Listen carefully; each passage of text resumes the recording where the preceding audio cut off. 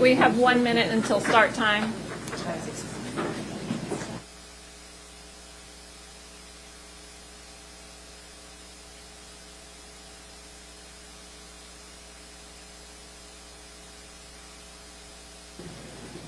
All right, we have 1 minute until start time.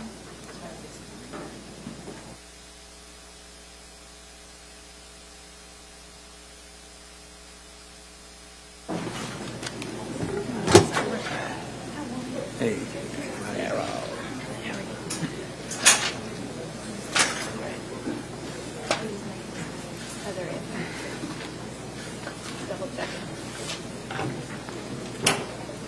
Thank you, Darren.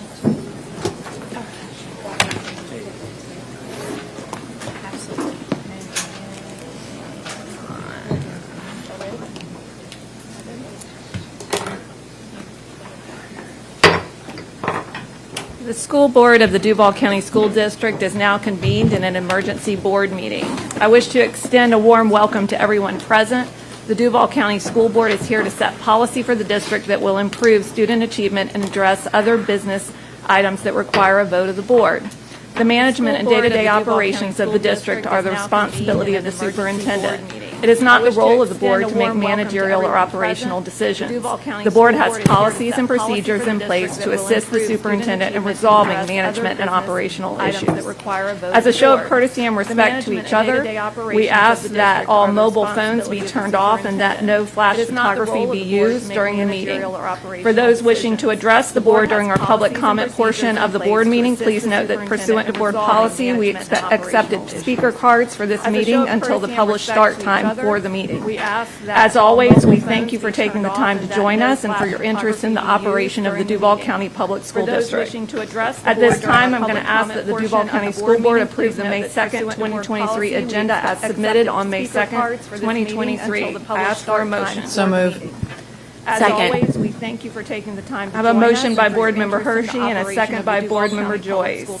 Are there any further comments? I'm going to ask that the Duval County School Board Seeing none, I call for your vote. 2023 agenda as submitted on May 2nd, 2023. I ask for a motion. So moved.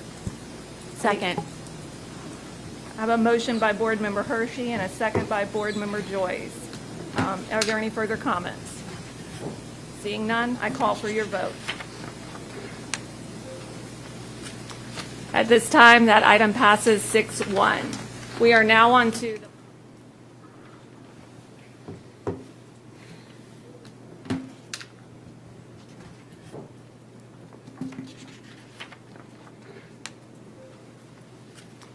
At this time, that item passes 6-1. We are now on to the public comment portion, but prior to the public comment portion, I want to make sure that I call on the Office of General Counsel, Mr. Poole, to explain the intent and purpose of an emergency meeting and the qualifications around having an emergency meeting by our school board. Thank you, Madam Chair. Through the chair to the board, emergency meetings are appropriate where they involve the health, safety, and welfare of the children, and where it's an emergency situation that potentially impacts the health, safety, and welfare of the children. And I don't know if you wish for me to address this particular situation or just in general the standards. I'd be happy to do both if you wish. If you want to go ahead and address them on a general note for the public. Yes, ma'am. And again, through the chair, in this situation, of course, the operations of the school district are, needless to say, impact the welfare of our children. And the leadership of the school district directly impacts the operations of the school district, which in turn affect the welfare of the children of Duval County. It is my understanding that the superintendent had expressed to some board members an interest in retiring, and the anticipation was that that retirement date had been moved up, and there is a desire, there is a need to ensure that there is a continued seamless, if you will, operation of the school district. And so a need that in the event the superintendent were to leave the school district, obviously we would need to have someone in place to handle that. And so that was the basis for setting this. All right, thank you. We are now on to the public comment portion of our agenda. The school board welcomes your comments on matters that are before the board for consideration. It is not the board's intent to respond, but to use the input in our deliberations. To give everyone appropriate respect and courtesy, we ask that the audience refrain from audible comments or applause. When you come to the microphone, please state your name for the record. The board will allocate time for public comment based on the number of speakers who have filled out speaker cards prior to the designated time. If 1 to 20 speakers have signed up to speak, each will be allotted 3 minutes. If 21 to 40 speakers have signed up, each will be allotted 2 minutes. And if 41 or more speakers have signed up to speak, each will be allotted 1 minute. Today we have 15 speakers, so each of them will be given 3 minutes to speak. If your concerns exceed that time, you may present written comments to the board. We ask that you hand them over to Mr. Poole, who is from the Office of General Counsel. Board policy provides for an orderly and efficient meeting without disruption by words or actions. You are asked to refrain from references to specific individuals and to follow expectations for civil discourse. We have placed hand sanitizer and disinfectant wipes at the podium, and we ask that each speaker wipe down the podium before you address the board. Please remember that speaker cards were only accepted up until the start time for the meeting. At this time, I'll turn it over to Vice Chair Pearson to facilitate the speaker cards. Thank you. I'll call 3 names. If the first name can line up at the podium, the second name behind the first person, and the third name behind the second person. The first name up is Sharman Smith. Second name is Becky Nathanson. The third name is Katie Hathaway.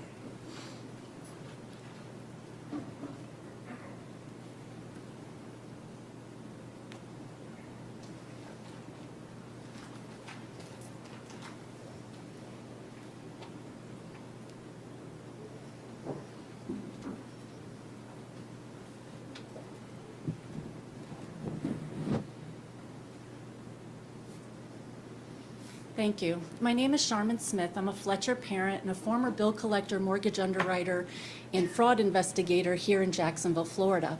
I had the privilege of negotiating multi-million-dollar repurchase demands for Deutsche Bank during the 2008 mortgage collapse, and I know exactly why your interest is in keeping the scope of this investigation small. And I appreciate the liability that our community is under, and I'm well aware that we cannot afford the class action lawsuit that is building up against us. But I am here to continue my math equation because I want to make sure that you understand how much is truly at stake here. One pedophile statistically creates over 250 victims before he is convicted. It is my understanding, because of this investigation, there are now 4 teachers in this school district that are under active investigation. And during the last meeting, after I asked some good fact-finding questions, it's my understanding the head of the ethics department resigned and submitted 50 cases to the state in order to be investigated. And I understand that to be every single investigation that has taken place in this district since 2020, when the word grooming became mainstream. And as a survivor of childhood sexual abuse, I see grooming very differently. And I am here to help you understand it. Because within grooming, you have the groomer and the groomed. And right now, you have people all over the country waking up realizing that they have been groomed and they have been duped into doing the dirty work of people they don't like. Groomers are very good at making legal excuses for illegal activities, and that is why we have statutes of limitations. In the mortgage industry, I quickly identified that the sunset clause was the source of our biggest expense, so I negotiated our deals very specifically. But with survivors of childhood sexual abuse, it doesn't matter if the statute of limitations says you only get 4 years to press charges. Our sunset clause is for our life as well. And what we have with this teacher situation, is very complicated because we have two different police departments in our community. We have Jacksonville Sheriff's Office and we have a school sheriff's office. And we have a sheriff who is desperate to get rid of our school sheriff's office, and this investigation is a clear example of why. Because of the way this investigation happened, our sunset clause is not 2 years. It goes back to 2006. And we have a very broad scope for how many victims could come forward and should come forward within this community. And we need to stop the bleeding and assure our insurance carrier that we did everything we could to protect our children so that they will pay whatever claim we have. Insurance companies are leaving the state of Florida left and right, and school districts are going to find themselves in a very difficult situation nationwide. Thank you. Thank you.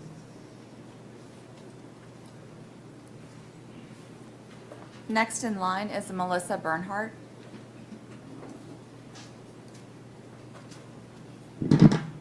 Good afternoon. My name is Becky Nathanson with Moms for Liberty Duval.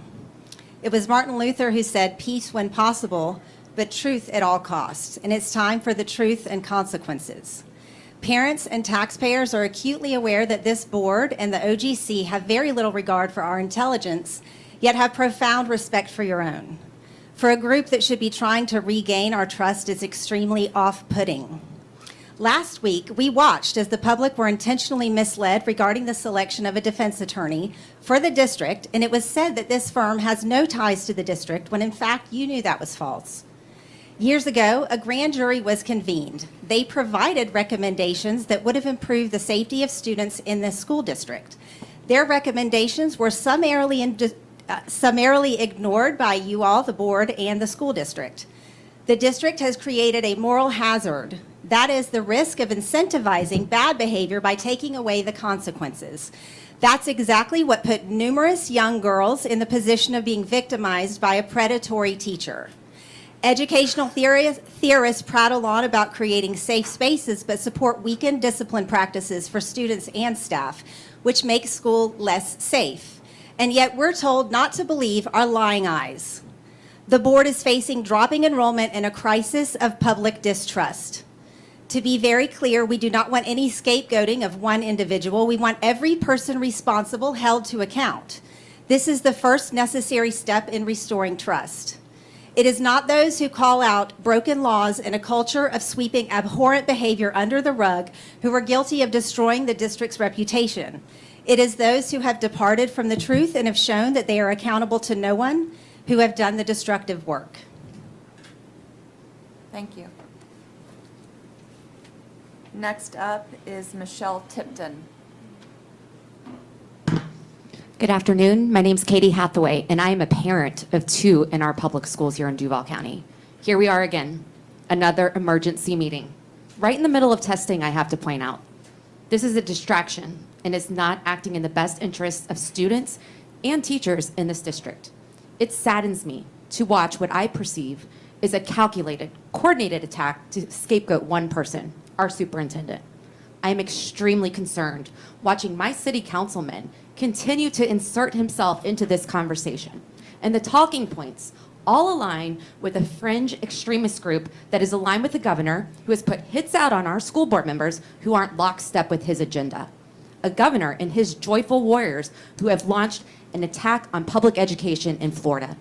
Too many have remained silent, including people here today, and we have watched an authoritarian regime ram hateful, dangerous, and extreme laws onto our school districts. As Dr. King said, our lives begin to end the day we remain silent about things that matter. What is happening here today is not right. I want to thank our superintendent, who has been an exemplary leader for Team Duval and has served in our district during the most unprecedented times and under some of the craziest, unforeseen circumstances. I am gravely concerned what leadership will look like in Duval County Public Schools moving forward. We cannot remain silent as we are witnessing a fascist agenda play out across Florida. This is a dark day in Duval. Thank you.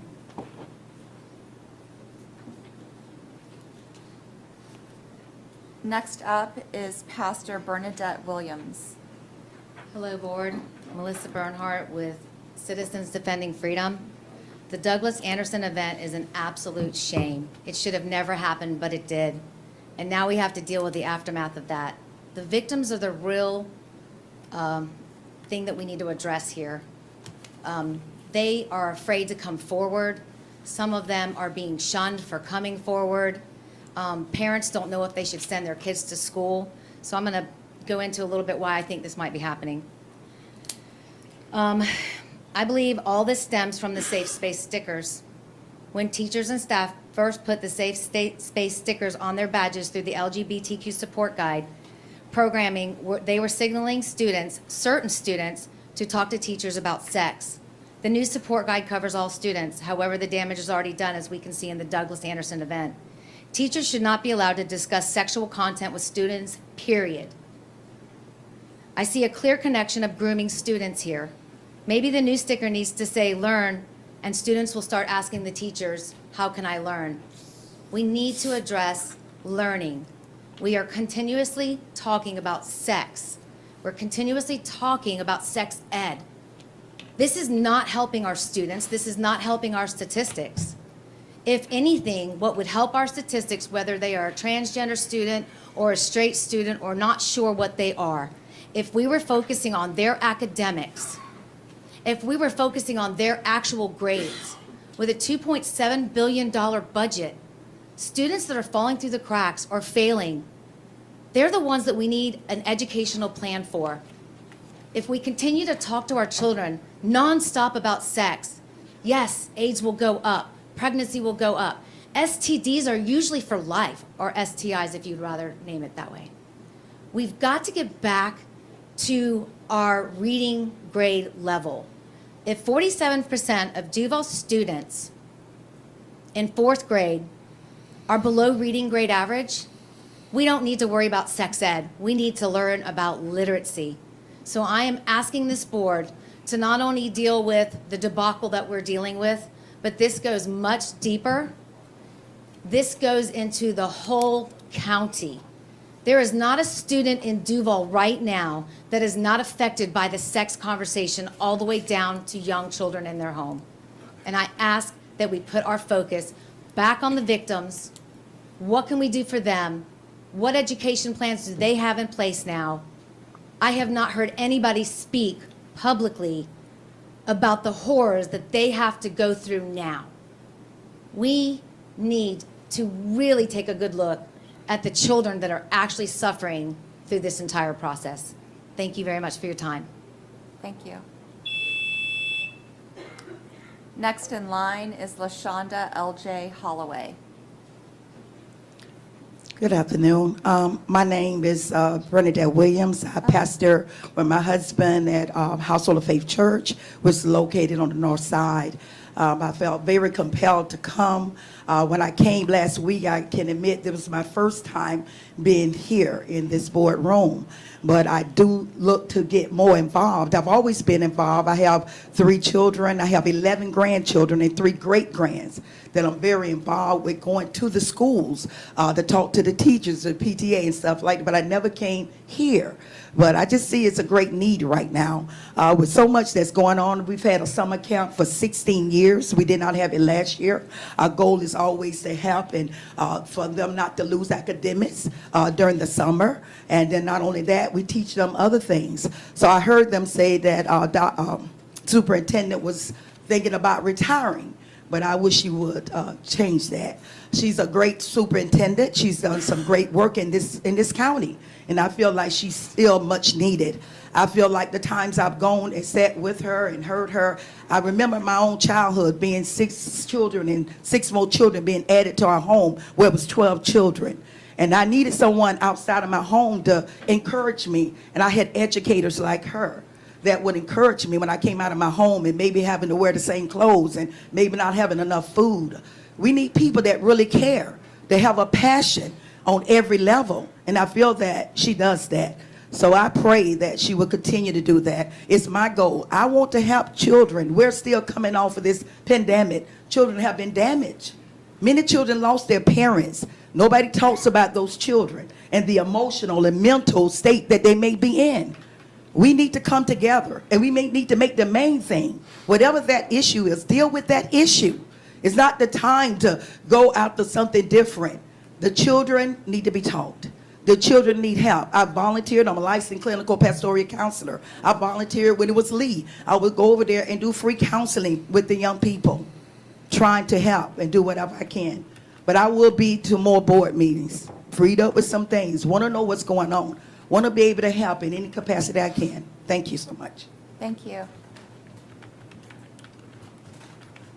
Are you Michelle Tipton? Okay, so we have Michelle Tipton, followed by LJ Holloway, followed by Michael J. Hawk.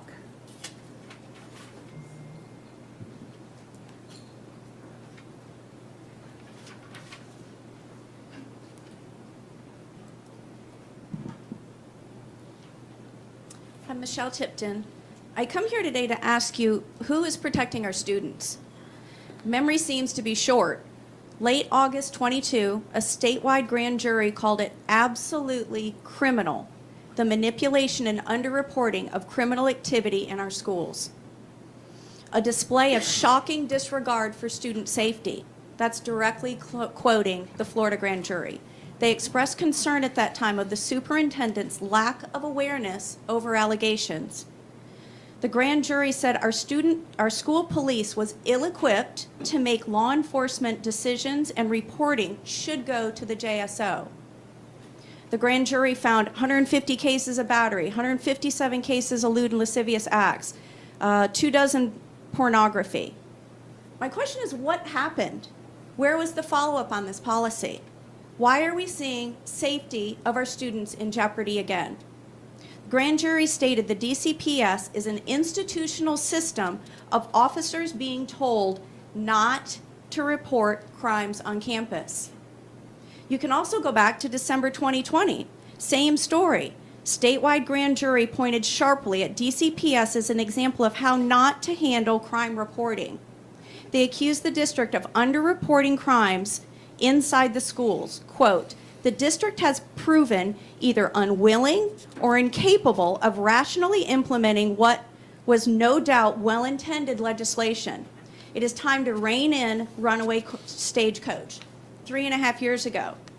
This is sweeping it under the rug. This is not protecting our students, it's protecting jobs.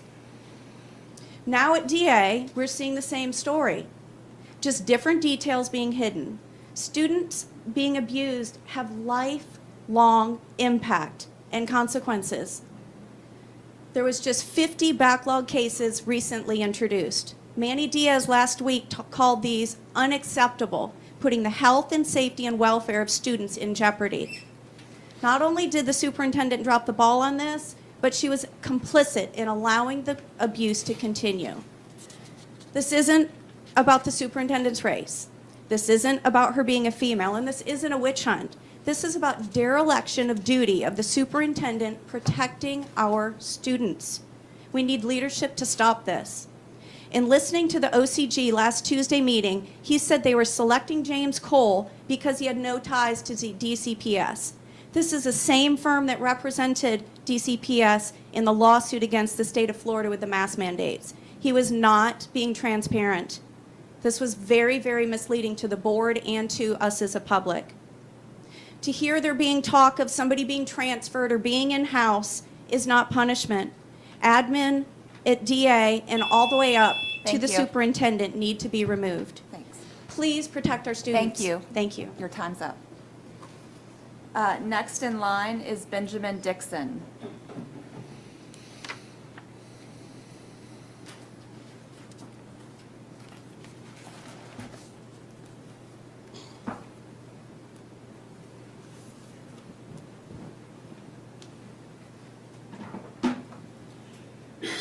Good afternoon, Madam Chair, board members, General Counsel, Madam Superintendent. My name is LaShonda L.J. Holloway, and I stand here not only as a proud product of the Duval County Public Schools, but also as a community stakeholder who is very concerned about the witch hunt that is currently taking place in Duval County Public Schools. I don't have to tell you that in a schools board system that is as large as ours, with a $1.3 billion budget, with more than 126,000 students and more than 12,000 employees, you cannot expect one person to be in 204 schools. You cannot expect one person to be in 204 schools. And so I want to publicly applaud the superintendent for not only having the courage, and again, I say the courage to do what her predecessors did not do. We know that the employee who resigned, of course, was charged initially in 2006. Prior superintendents did not do that. And if we cared about the health, safety, and general welfare of our students, one, we would not be having an emergency meeting during testing. Two, we would certainly not be entertaining the idea of even accepting a resignation from a superintendent who has been named Superintendent of the Year twice. It not only disturbs our students' education, we should not have a board that's going on a media frenzy, if you would. It's embarrassing. It is embarrassing. We all know that the Florida Constitution, Article 9, Section 4, what it states, I believe that this is not only overreach, but one, that we have proper notice for this meeting, but secondly, the public deserves transparency. The public deserves transparency, and we should allow an investigation to be completed before we rush to judgment. Further, the students who graduate in 2023 deserve to not only have the superintendent's name on their diplomas, but we should also allow the investigation to play out, and it should also be a full and complete investigation. I want to say to this twice named state superintendent, thank you for not only improving the graduation rates in Duval County Public Schools, thank you for being a leader throughout the pandemic. Thank you also for having the courage to, one, accept responsibility, and also to make appropriate management decisions for people who do not report accordingly. My name is LaShonda L.J. Holloway, and I hope that you would take my comments and act accordingly. Thank you. Thank you. Next in line is Pastor Jonathan Blackburn.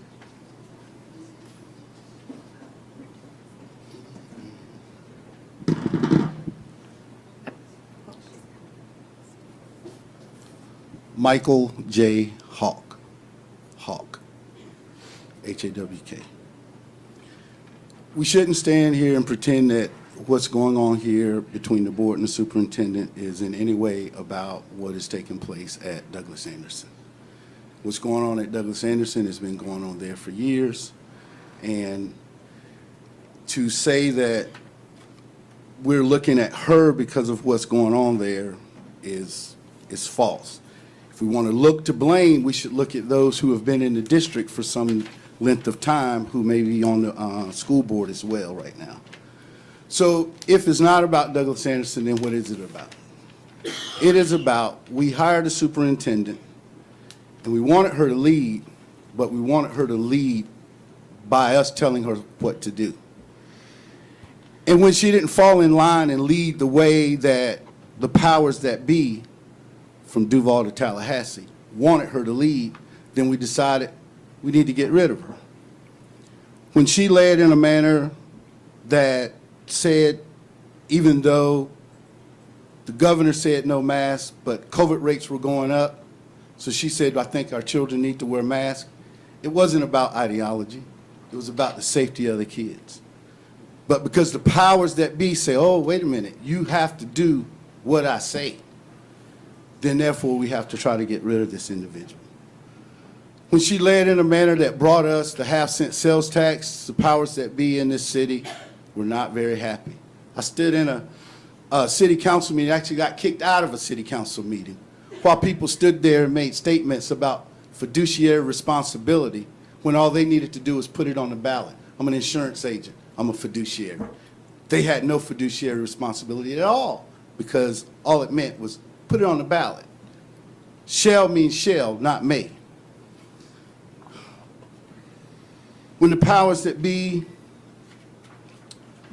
wanted her, well, there's an issue, I'm thinking also, with the powers that be because there's no longer any Confederate named schools in our district. There are those who are sitting there who vehemently voted against it, who I'm sure will also be those who are ready to accept any resignation that the superintendent wants to turn in. So I would like to say to those who have been endorsed by, supported by, or even threatened by the powers that be that come out of Tallahassee, that there are those of us who are going to do everything legally possible to make sure that your personal agendas that are coming not from Duval, Team Duval, not Leon.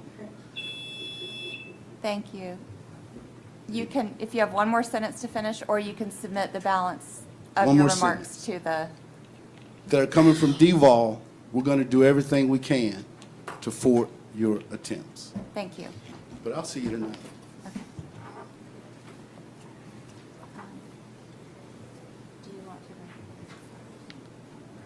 And we're going to call this person to the speakers as well, but we want to formally recognize, we have Councilwoman Brenda Priestley Jackson, and again, Ms.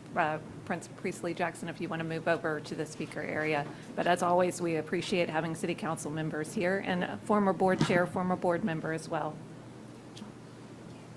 Good afternoon. My name is Benjamin Dixon. I am a former school teacher in Duval County. I am a pastor, a community stakeholder, and a resident of Duval County. And I want to begin by offering an apology to a distinguished superintendent. I apologize because we weren't ready early enough to fend off this attack. We should have been prepared when we saw what was done in Berkeley County, South Carolina, when an organization that has representatives here today ensured that the first black superintendent of that county was ousted. Not after months, but after they got power, the night that they got power, when they elected these joyful warriors to the school board, they ousted the first black superintendent. We should have known that it was not going to stop there. We should have been prepared when we saw a governor who, while we're talking about protecting children, attacked children on television for wearing masks.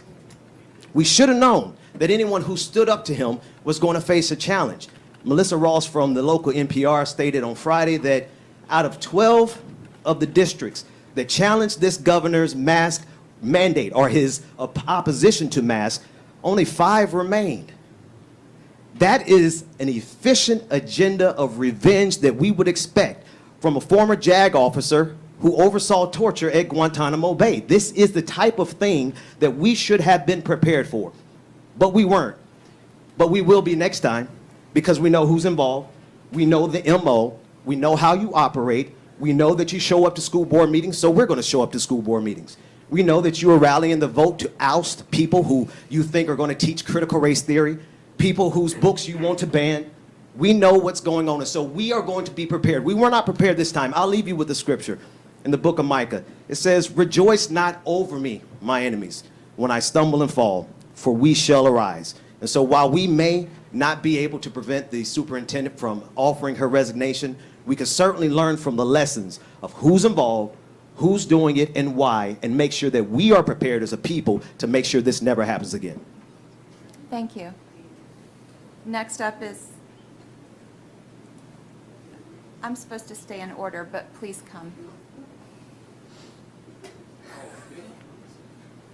Y'all are good. We appreciate you being here as well, as always. This came up. I will say former board chair Priestley Jackson knows the area really well, so thank you. And this, if I may, this came up at the last meeting. I have a timestamp, and I'm supposed to keep the cards in timestamp order. That's the only reason I'm calling in the order. Oh, yeah, I think it was that just a misunderstanding. I think when you recognized there was a council person, I didn't know, so I was just Okay. deferring to her. But, So you are Pastor Jonathan Pastor Jonathan Blackburn. We have Councilwoman Priestley Jackson, and then behind the councilwoman, we have Reverend Aaron Flagg, who should be coming up.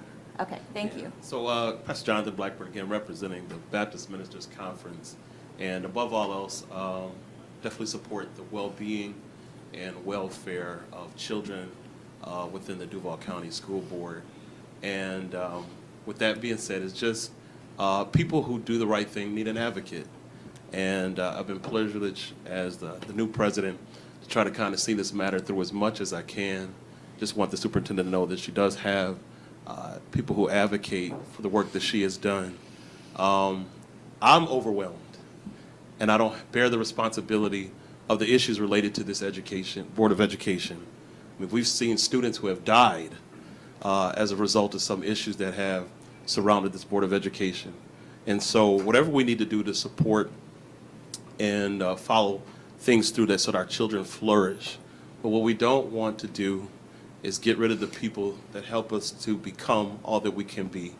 Not once have I ever seen the superintendent back away from any conversation or issue. And I believe that we can address the things that are ailing us and get through them if we are honest about them.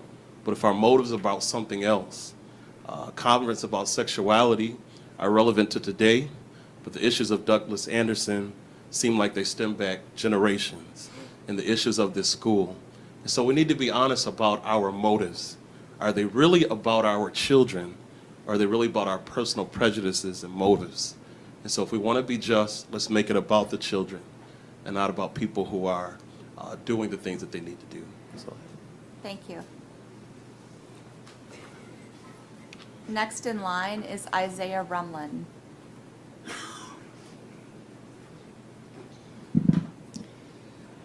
Good evening. I am Brenda Priestley Jackson, and I stand before you as the daughter of a long-time retired Duval County public school teacher, the wife of a current school teacher, the mother of 4 proud Duval County graduates, a graduate myself, and your neighbor today, to Dr. Coker, school board members, Dr. Greene, and neighbors watching.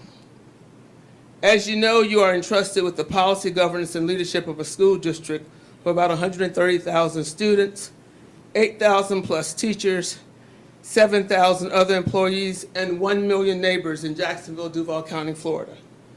I am certain that you are mindful of the most sacrosanct and impactful time of the year. We are in the midst of district-wide and state testing, and school ends 1 month from today, when those young people who experience the first year of uninterrupted education and their parents will have an opportunity to celebrate and evaluate what looks like returning back to normal. So today I want to say thank you to Dr. Greene for taking on the tough challenges that many of us were not able to take on. Thank you for the 1/2 cent sales tax to replace and modernize long dilapidated schools that we continue to build long after Brown 1 and Brown 2. Thank you for the millage increase that will pay veteran teachers, athletics, and arts teachers more. I support, school board members, your investigation and ask you to let it be conducted with quality, integrity, and an eye towards the truth. In closing, I had a chance to read Proverbs 1:3-5 today, and I thought it was very fitting. You are charged with doing what is right and just and fair. You're also charged with imparting knowledge and discretion to the young. Keep our students, teachers, parents, neighbors front and center. And remember that each of us is better because Dr. Greene passed along this way and took on the tough fights and challenges. We appreciate your sacrifice, your time, and your making our city and each of us better. Thank you.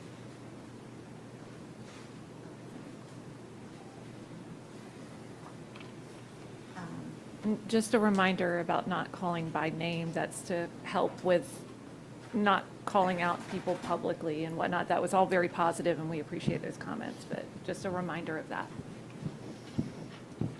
So we have Reverend Flagg, followed by Isaiah Rumlin, followed by Kathleen Murray. To God be all the glory. I'm Reverend Aaron Flagg. Will you move the mic down? We want to make sure we hear every word. Thank you so much. You always tell me that I'm short and tall people. I appreciate it. I'm in the category with you. We're going to start over.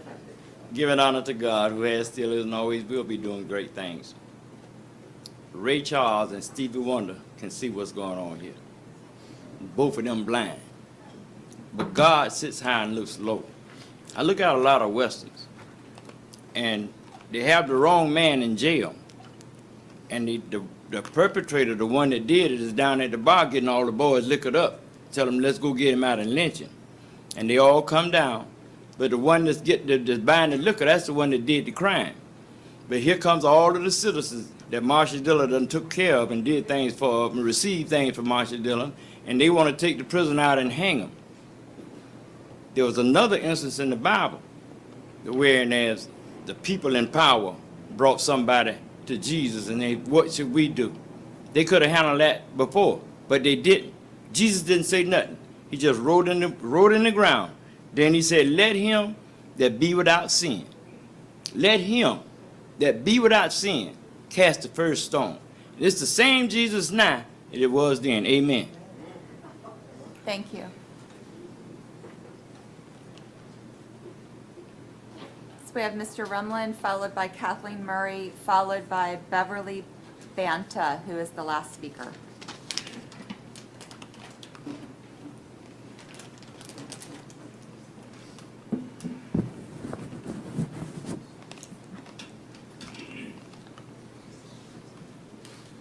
Good afternoon, Isaiah Rumlin, President of the Jacksonville Branch NAACP. My question is, why are we here today? Emergency meeting. A meeting called without at least 48 hours notice to the public for a particular issue when the chairperson or board members determine that an issue is an emergency or urgent public necessity as defined by law as an immediate danger to public health, safety, or welfare. The meeting notice for an emergency meeting would be posted at least 2 hours prior to the time of the emergency meeting. The emergency meeting would be afforded the most appropriate and effective notice under the circumstances. That is your board policy, 2.26. Now, we are here, and we know why we're here. We're here because of an evil governor who have hits lists on all school board in the state of Florida. Look at what's happening in Tallahassee. Look at what's happening down in South Florida. All over this state, the governor wants to rule you. When you go up against him, what does he do? Put you on a hit list. He get rid of you. If he can't get rid of you, what does he do? Pass legislation. Look at Disney. Going to do the same thing to you if you don't stand up to him. When are we going to stand up to this governor in the state of Florida? We all know him. And we know what he's about. And it's wrong. And y'all need to do the right thing in keeping Dr. Greene as superintendent of the Duval County Public School System. 1 mil. Teacher of the Year. But what we have and what's happening is totally outrageous and political. It may be your day today, but mine's tomorrow. I might be on the hit list. You might be on the hit list. You might be on the hit list. You might be on the hit list. All of you. And if you don't stand up this governor, we're living in terrible times in this state. And not only in this state, but all over this country. Thank you.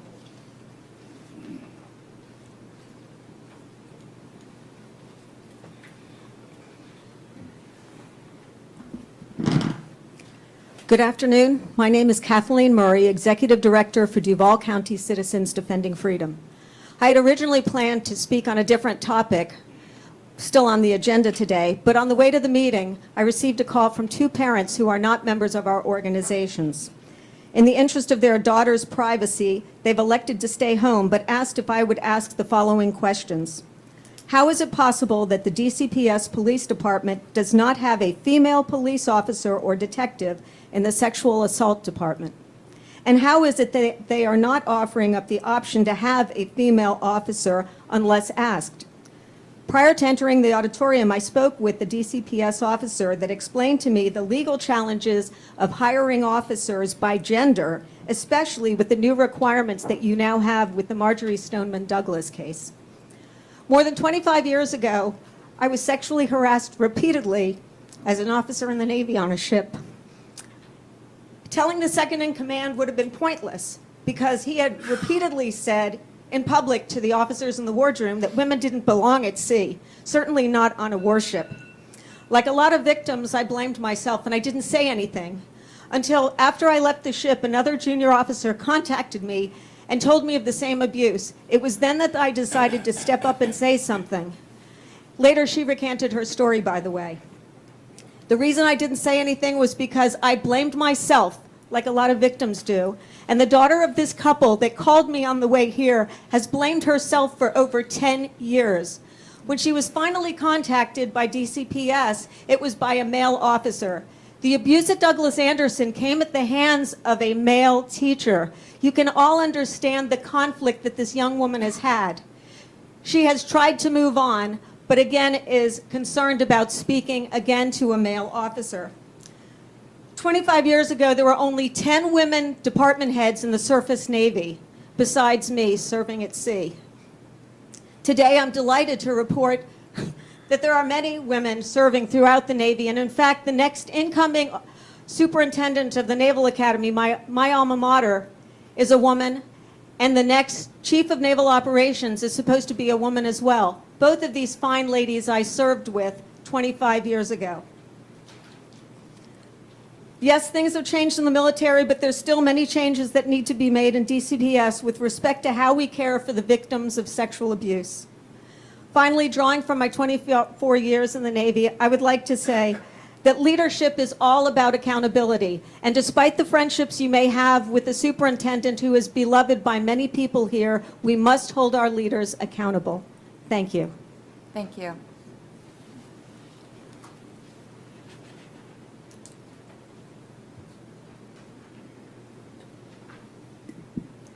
Good afternoon.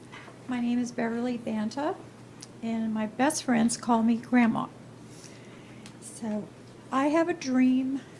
I look forward to the day when I can say that our school board uses the utmost integrity in their decisions.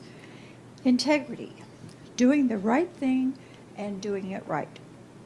I look forward to the day when lawful consequences will be carried out for unlawful behavior. I look forward to the day when we know our children are first and foremost the reason for every decision that the school board makes. I'm praying that that day comes very soon. Thank you. Thank you. Dr. Pierce is going to read the wave cards. Thank you, Madam Vice Chair. We have 5 individuals who've waived their right to speak.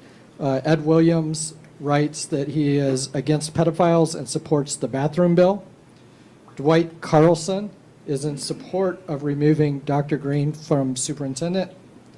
Suzanne Jenkins supports continued focus of the investigation regarding DA issues. Elizabeth Anderson is in opposition of pushing out Dr. Greene. And Tawana Latrice Carmichael supports Dr. Diana Greene. Thank you. All right, that concludes our speakers for this afternoon. We're going to move on to the discussion agenda at this time. Item number 1 for the discussion agenda includes the superintendent's contract. The recommendation is that the board vote to approve the recommendation by the Office of General Counsel as it relates to the superintendent's employment. I ask for a motion. So move. Second. Second. I have a second by Board Member Carney. In order to start the discussion at this time, I would like to ask that John Phillips from the Office of General Counsel come forward to discuss exactly what has led us to this moment and where we are with items. Because I think there's, yeah, if you could help the public understand where we are in this moment. Sure. Through the chair. We've been in talks with the superintendent's lawyers for days, late into the evening and all day today. And it's my understanding, I'm sorry? If you'll make sure the mic is right near you so that everyone can hear. Thank you.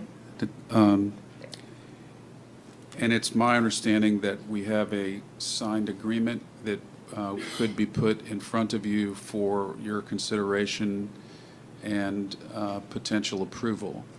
But because of the lateness of the hour, I wasn't able to get copies to everybody in advance of this meeting. And so in the interest of, I have hard copies, and I don't know who's seen it and who hasn't. In the interest of, it might be the most efficient way to handle this is perhaps to take a brief recess so people can read it, and then we can talk about it with a lot more efficiency once people see what's in the agreement. All right, and I appreciate that. At this time, given the fact that we do have copiers in the building, so I know we can make copies. Oh, I've got copies for everybody. Oh, They just, you know, it's a multi-page document, so you can't read it in 30 seconds. So you might want to Would take 10 minutes? 10 minutes would be fine. Oh, I'm sorry. Oh, Board Member Jones, yes. Thank you. To the chair, what's the purpose in doing it today? What's the emergency? I mean, we haven't seen anything. We haven't had time to digest it. Even if we've gotten it, we haven't had time to digest it, think it through. This is an emergency meeting. I voted against the agenda because I felt like it was not a true emergency. Emergency, legally emergency, but not in the spirit of the law. So I'm not prepared to vote for an agreement, a settlement agreement that I have not seen, and I only have 10 minutes to review. I understand. The emergency part of that, I'm going to have to defer to board counsel. And it is, of course, of no concern. It's not any concern of mine whether we do this now or later. I'm merely asked to be here for this meeting. You know, I had hoped to have a signed agreement hours ago, but but as you can imagine, when lawyers start talking back and forth and exchanging drafts, it can sometimes take a while, and in this case, it did take a while. My suggestion would be to take the recess, take a look at the agreement, and then, then whether you want to go forward with the meeting is going to be up to the board, I would imagine.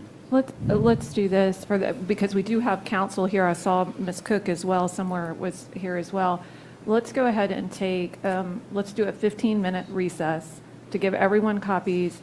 And then the reality is the Office of General Counsel is here, so we could ask any questions that we have. So we might as well use the space. And then we'll determine where we go from there.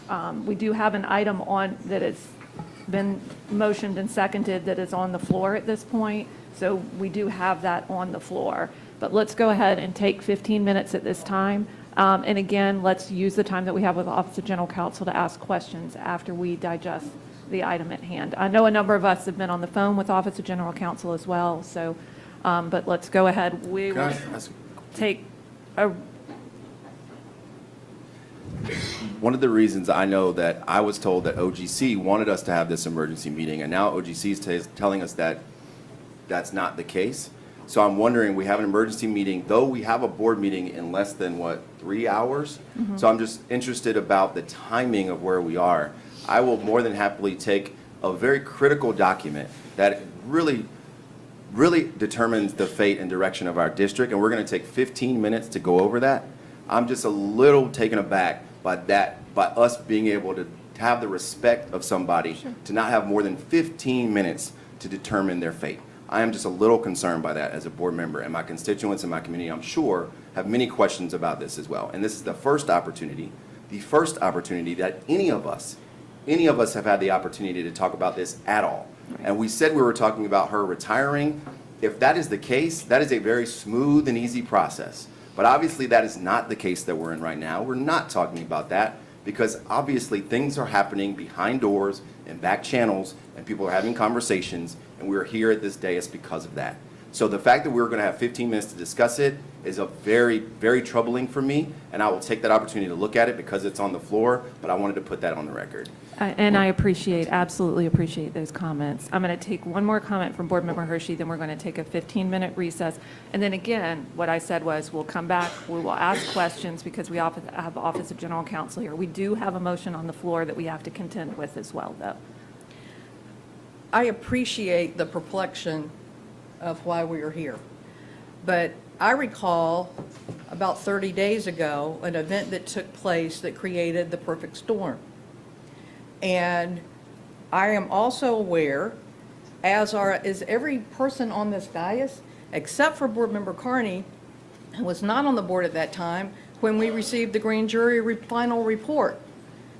And so based upon the information that I have done, my own personal research, I've been in conversation with legal counsel, I have dug into, and honest to God, I wish I could point fingers at only past superintendents and only past leadership, but I'm responsible for my time on this board, and under my watch, I cannot let this go any further without conversation. And so for having said that, that is my urgency, and it's not just about Douglas Anderson. It's a bigger conversation about the grand jury report, and that was the perfect storm. So I am ready to take that 15-minute break and come back for further dialogue. All right, we were going to stand in recess at this time until 2:11. And again, we have Office of General Counsel here to answer questions after that time.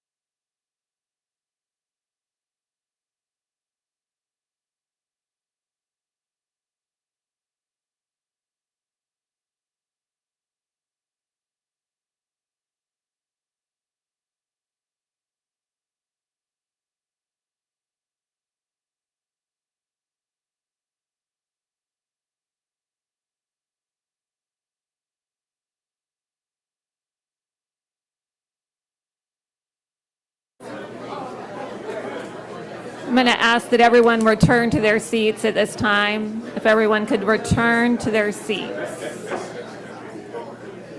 Mr. Colbert, if you would return to your seat at this time. Thank you.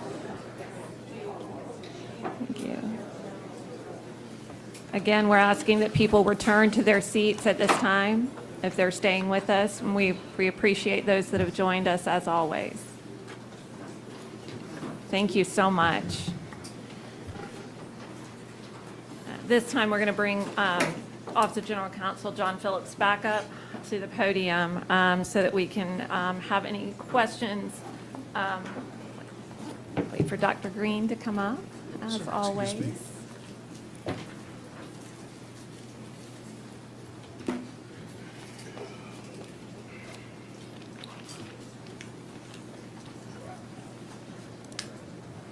All right.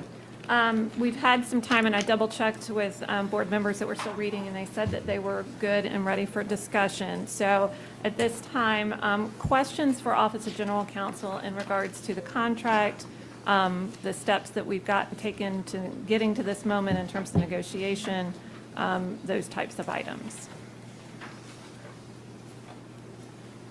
Any questions for Office of General Counsel? Board Member Hershey. Thank you. Through the chair, on page 2 where it mentions terms and then gives a lump sum amount, is that severance pay? Her contract provides for a severance pay under various scenarios, none of which are exactly what's happening here. The state maximum is 20 weeks, and that's what this number is. You can call it a settlement payment or severance pay, whatever you want. It doesn't really matter. Under the agreement, if approved, she would be entitled to this payment of 20 weeks. Again, if you'll, can you repeat the last part of that in the microphone? Sorry, under the agreement, regardless of what you would call it, if this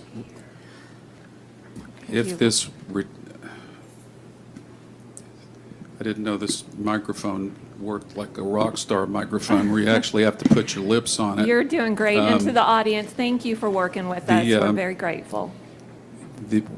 Whatever you want to call it, under state law, you can pay 20 weeks of severance or settlement payment, whatever you'd like to characterize it as.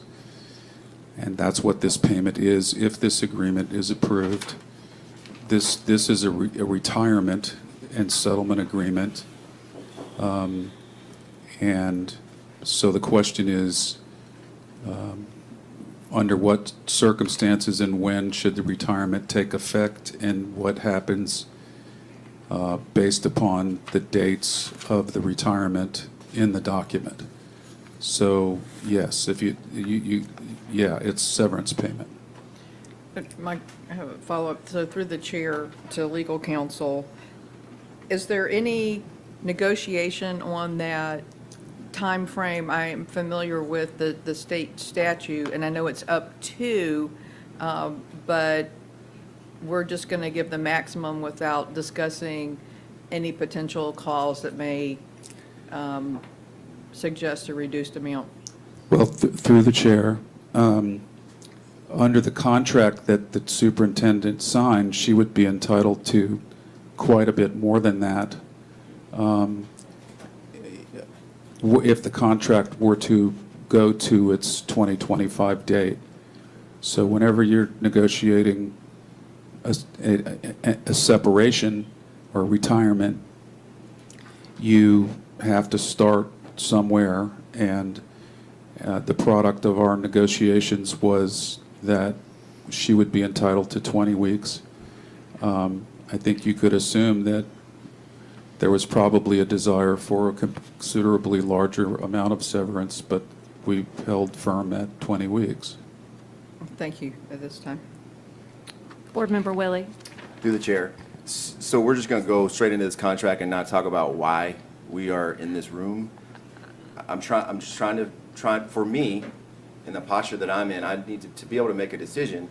I want to understand the motivations of some of my colleagues on this board to understand why we are here. Because to move on and just start talking about numbers and the contract sort of negates the conversation around how are we here?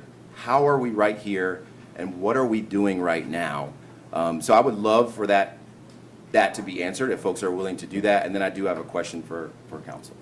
All right, let me do a double check because we do have, may have been people that were ready to ask questions. Let me go ahead and take those questions. And my thought was we were going to do that and then switch to the discussion amongst the board. And again, I'm not intending not to, but let's clear the questions if anybody had them right now, and then we can move to that. Through the chair, I have a question on the floor. So Okay. my question is now on the floor in the midst of this discussion.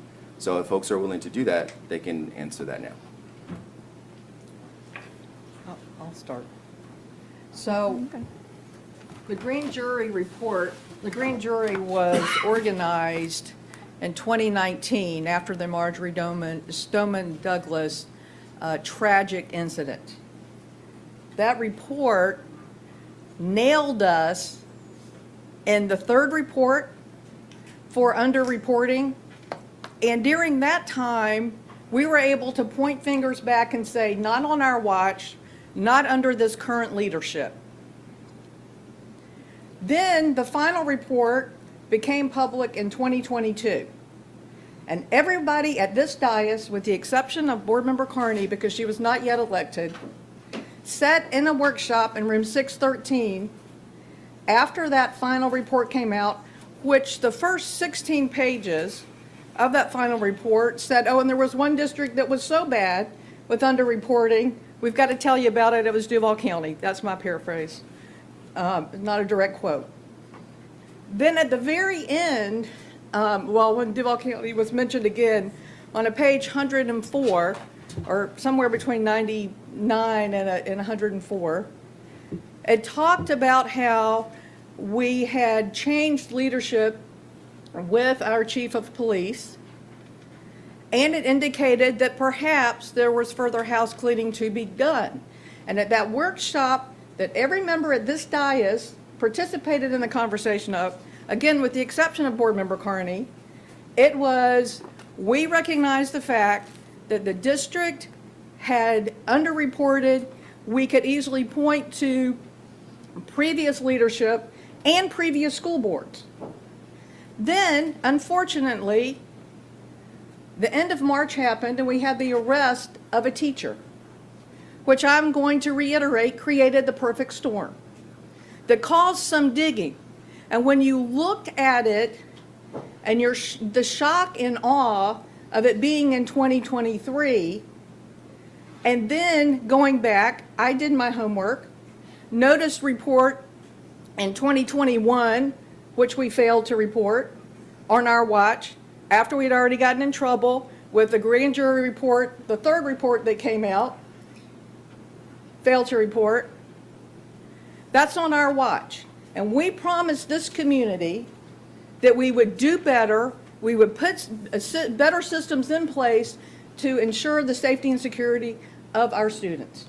That's the reason this issue is very, I think, important for the safety and security, not only for our students, but for our community to understand that we as a board said that we were going to do better. We recognized what was wrong in the past and we were going to correct it. But in 2021, we have failure to report on this teacher who got arrested in 2023. That's on my watch. I took a state oath to uphold the laws of the state. I've looked at state statute. You can have 30 days to report or 24 hours to report, depending upon the incident. It's 2020, we didn't report it. Those are my concerns because we had been identified as having flaws and problems within our system. We committed to change that, and obviously when 2023 happened, it had not changed and had not improved, and that is my concern. And unfortunately, That was on Dr. Greene's watch. Hold on, I've got Board Member Joyce. We're going to come back around. Oh, I will come back to you, I promise. I will, but I've got Board Member Joyce. Okay. I'm going to reiterate what Board Member Hershey said. We have a responsibility as a board. And I'm going to I have state statute pulled up right now in front, and I'm going to read it so everybody is very clear as to my position, and I believe it's just maybe some other people's position. I don't care. This is my personal opinion. This is what the state statute says. Our school board is responsible for records and reports, provide for the keeping of all necessary records and the making of all needed or required reports as follows. Require all employees to keep accurately all records and to make promptly in the proper form all reports required by law or by rules of the State Board of Education. Require that the district superintendent, school superintendent, prepare all reports to the Department of Education that may be required by law or rules of the State Board of Education. And then you can go, that's where we're going to start. You can go down, and at the bottom it says, of that particular paragraph, any member of the district school board who is responsible for the violation of this provision is subject to suspension and removal. That is the state law. That is why we're here, because we as a board have failed. We have one employee, we have failed. And I will say, on the piggyback of that comment, when I was elected to the board in 2018, I ran on discipline, I ran on school safety. And whenever I sat at this board, at a board workshop, that first board workshop where we had our first student discipline report, I asked a question. I said, how many fights have been in our school system, in our middle school and our high schools this year? Mind you, I was an employee in the school system working at a middle school for a couple of months before I was elected. The report I got back said there were 6 fights at Stillwell that year. There were 6 fights the first week of school. I knew we were underreporting, and so when I got the grand jury report, I knew the report was accurate. We were in a terrible situation of reporting to the district. And now we have 50 incidences that were just reported and dating back for 3 years. That is a lack of leadership. That is on our board, and that's why I feel like it's important we have this discussion today, because at the end of the day, it's our responsibility. Board Member Willie, and then I'm going to swing over to this side for anybody as well. So many of the comments that we're talking about are sort of under the guise of DA, which we've already hired a third-party investigator to sort of do a full-on investigation of that. So what we're talking about with the 50 cases and the 2021 reporting, we actually need to do a full-on investigation, because we can get a letter from the state every day, but that doesn't mean, though, we have to make sure that we're fact-checking and making sure all of those things are accurate. We, in addition, as a board, this board hired a third party to actually look at all of that for us. That's what we did as a board. We took that on ourselves to hire a third party to look into all of this, and they came back and said we were doing great. And in addition to that, Office of Safe Schools has come back and also given us a good report. So I am, at this point, if we say we've done nothing, that is not the case at all. In fact, we've put many of things in place, processes in place to do that. So there are things that we can talk about, but if this is couched under the DA investigation, I truly believe that we should actually allow the investigation to happen. And that is not happening right now. We are actually saying we're the jury and we're the judge and we're deciding. And I just don't understand our order of operations and our process. Because if we're here today to talk about that, this is the first time we're talking about it, I feel like that should have been the topic of the meeting. And that's not the topic of this meeting. That's not what the topic of this meeting is today. So it's confusing to the public who wants to know what we're talking about, and yet now we're saying, well, this is what it's really about. We're an elected body to be transparent to our public. And now we're saying it's not really what's on this agenda, this is what it's really about today. And that's really confusing to me, and if it's confusing to me, I'm very well sure it's confusing to the people who are sitting in this audience who are watching online. So what all we've said, we can couch it under the DA investigation, or if we're going to pull it out, then we can talk about the processes that we've taken as a board and the superintendent, direct the superintendent to do as such. And if you remove the head of the police department and the person who's in charge of that office, that is cleaning house. Nobody's is there anymore. Nobody's there anymore in those leadership positions. So we have taken those letters that were quite scathing and unprofessional, by the way, from the grand jury, and now we've taken it, we've done a lot of things around it. We've reached out to third party folks to make sure that we're not doing it ourselves. We've had the Office of Safe Schools come and visit. So I'm just at a loss. Coming over here, Board Member Pearson. I have a couple of questions for any legal counsel who would like to answer these through the chair. First question is there any difference between taking action and filing a report? So that's one, and then I'll give you context. If I am remembering correctly, on the November incident, that is the one that was said was not reported, November of 21, I think, incident, I believe there was a Title IX investigation initiated by a staff person at the school, and then the information was sent to the Department of Children and Families and was returned to the district as something like not actionable. Those might not have been the words, but something like not actionable. So I guess, one, am I putting my incidences together with the right information? Two, is there a difference between not taking action or taking action and not reporting or not reporting? And then what does a district do when they send something up to the next level and it's returned as not actionable? Through the chair, I'm not familiar with the details of that particular incident, and perhaps Mr. Poole is. There is a difference between taking action and filing a report. Just analogously and speaking in general and not with reference to that particular report, if you get a report of misconduct and it's investigated and it's properly reported, the department would make a determination as to whether any action against that, if assuming that the accused was a teacher, any action would be taken against that teacher's license. But so it would just depend upon the circumstances, you know, and just to remove this from, you know, any reference to the school board. So for example, the JSO has an internal affairs unit, right? If somebody complains to internal affairs, they do an investigation. They can either take action and recommend discipline, or they can say it's not sustained or it's unfounded, and then they will report both of those things, either one of those things, to the sheriff, and the sheriff would take disciplinary action if the sheriff felt that he should, or she, if we had a female sheriff.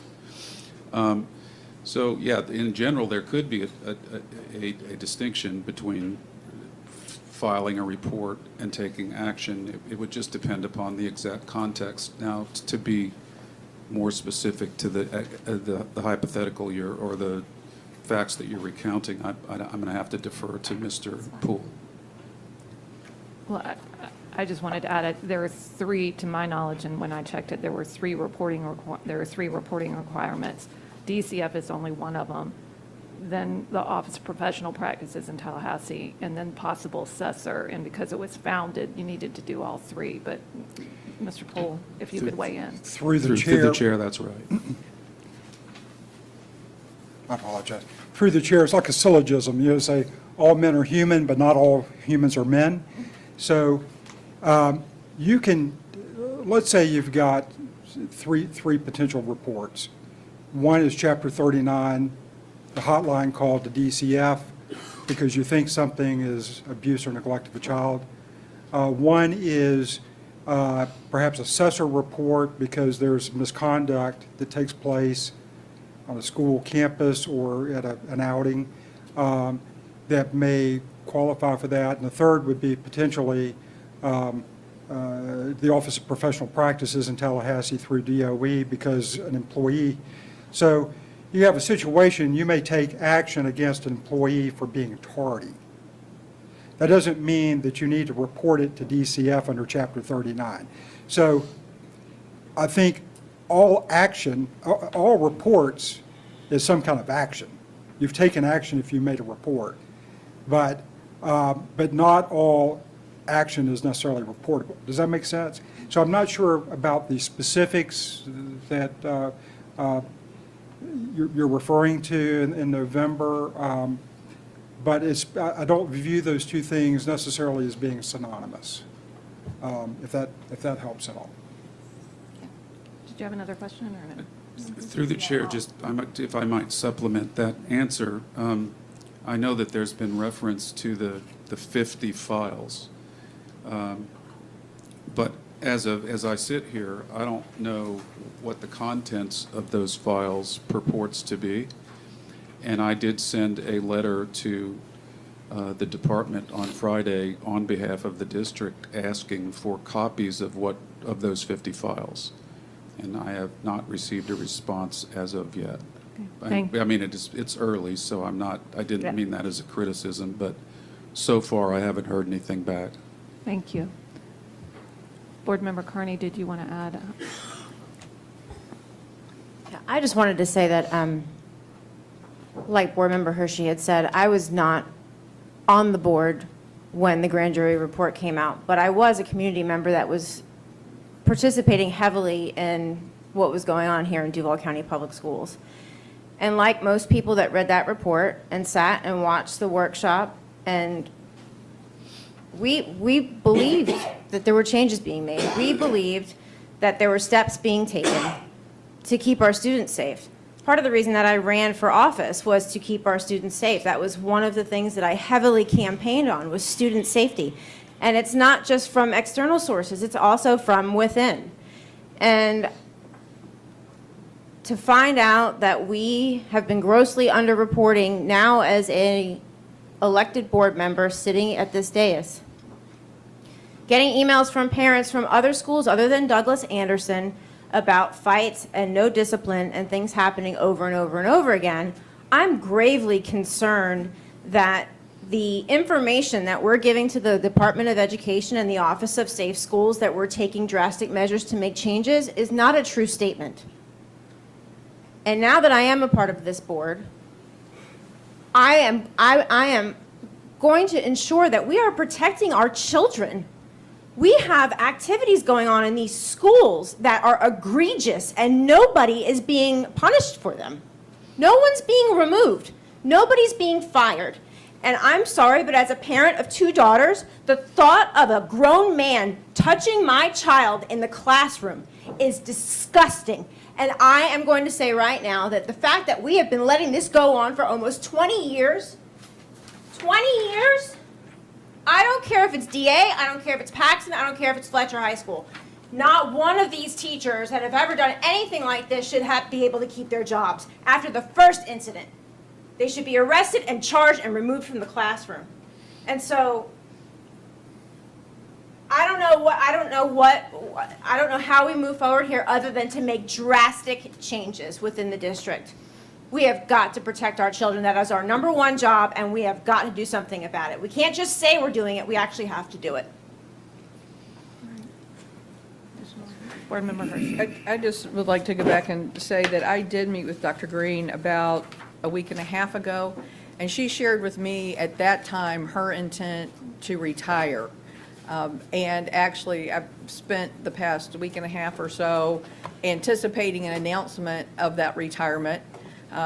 I have been in conversation with the Office of General Counsel as well as our board counsel, and it's been my understanding that, again, based upon my conversation with Dr. Greene, she had already come to a decision prior to March about a retirement in 2023, and I have been under the impression that there has been conversation between the Office of General Counsel and Dr. Greene's counsel as well for some period of time, and that these were the terms that she brought and agreed to. And I just would like to put that out there as well. That was information that was shared with me in the conversation, and these are the terms that she brought to the board. And through the chair, if I may, would ask the board, please don't reveal any conversations you've had with counsel, as those are privileged and highly confidential. All right, I normally facilitate conversation. I'm going to actually make a point of item for myself at this point. And then I do see Board Member Jones, I'll come straight over to you. I do see you right there. I do think it's important for the public to know that in this, while DA is a factor in this, but Dr. Greene actually did come meet with me on, it was April 17th at 6:15 in the evening, and she spoke with me about her retirement. And quite honestly, she has done good work, and she has given, but she was ready to go. She wanted to finish through commencement, which is what this has in it. It allows her to do that. She wanted to see these students walk across the stage, and I certainly admire and respect that. And then we talked about windows after that. There was no firm anything. And so that was, my context was the notion that she was ready to retire. I mean, DA is a part of this equation, but it is not the only piece of the puzzle here. And so I want to make sure I say that was part of this as well. And when this was brought to me, it sounded that she was in that space, that retirement was where she was, because she and I had that conversation. Board Member Jones, I'll come over to you. Madam Chair, I move to table this item to a time certain. That's non-debatable. Just vote.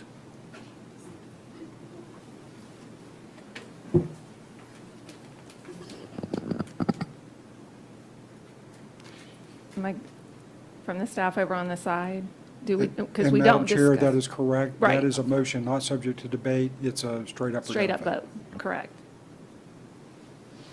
Are y'all able to pull it up? Point of information. Right. Can we be clear on what this matter is so that we know what we're voting on? The only motion on the floor right now is the agenda item as stated, as read, that had a first and a second as well. That is correct. To the contract. It's the item number 1 for our discussion agenda today.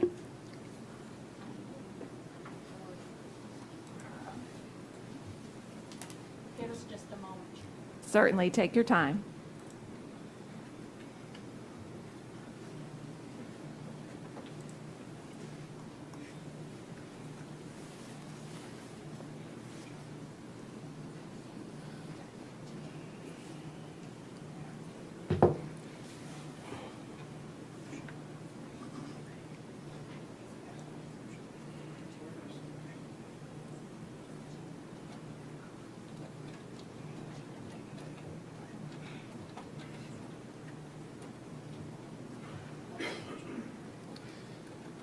Through the chair, if I might, and I don't mean this as debate, but just so everybody understands, it is my understanding that the superintendent has signed this document.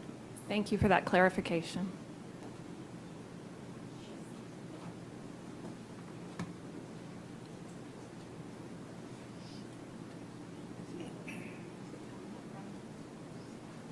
Point of information.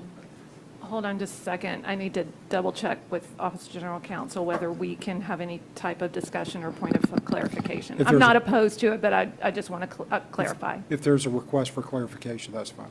That's fine. Okay. If, through the chair to Office of General Counsel, if the board were to vote to table to a time certain, how would that affect Dr. Greene having signed a contract, a retirement contract? And what would it do to that contract? Through the chair, although my understanding is she's signed it, she hasn't delivered it to us. In any event, she would have 8 days to change her mind, even if it took effect. And the agreement would only go into effect if the board approves and accepts it. So as basically, it wouldn't affect anything. If it's tabled, we are in the same spot that we were in before the meeting started. which would be, there is no obligation on either side to do anything, and so we could go forward with it in the future if the superintendent doesn't revoke her signature, or we could approve it today, or we could just not do anything right now and see what happens. Thank you.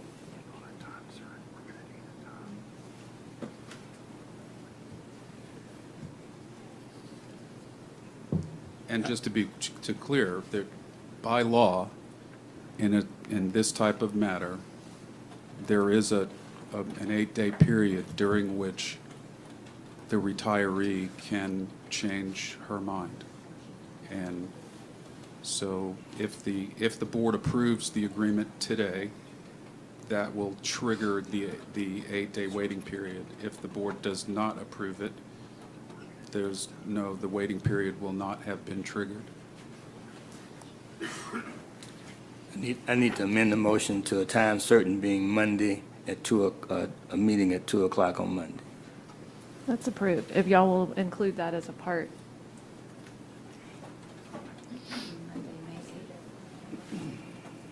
Yes, Monday, May 8th.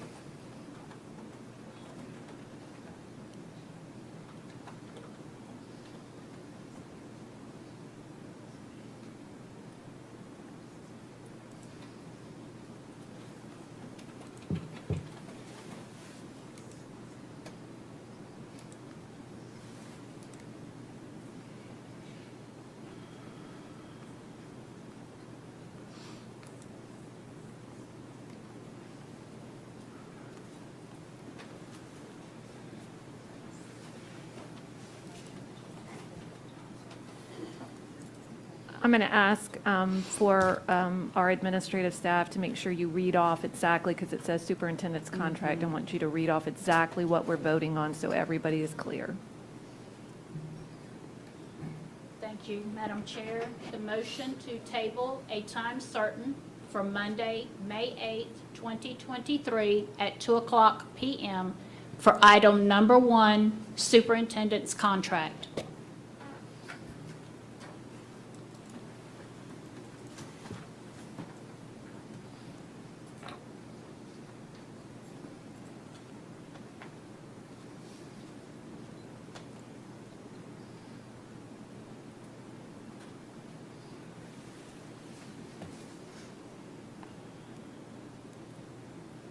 That motion fails 3-4, so we're back to the original motion, which was on the floor, which is the agenda item as read. Any additional discussion on the agenda item? Again, Board Member Joyce. Are we discussing, or are we asking questions? Or I will tell you, I certainly, with Board Member Willie, went straight to discussion as his request, but there is still Office of General Counsel here, and so if you have questions for them, certainly that's something that can occur. Okay, so through the chair to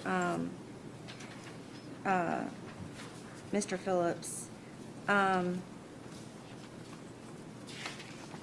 there was a section here that discussed additional benefits.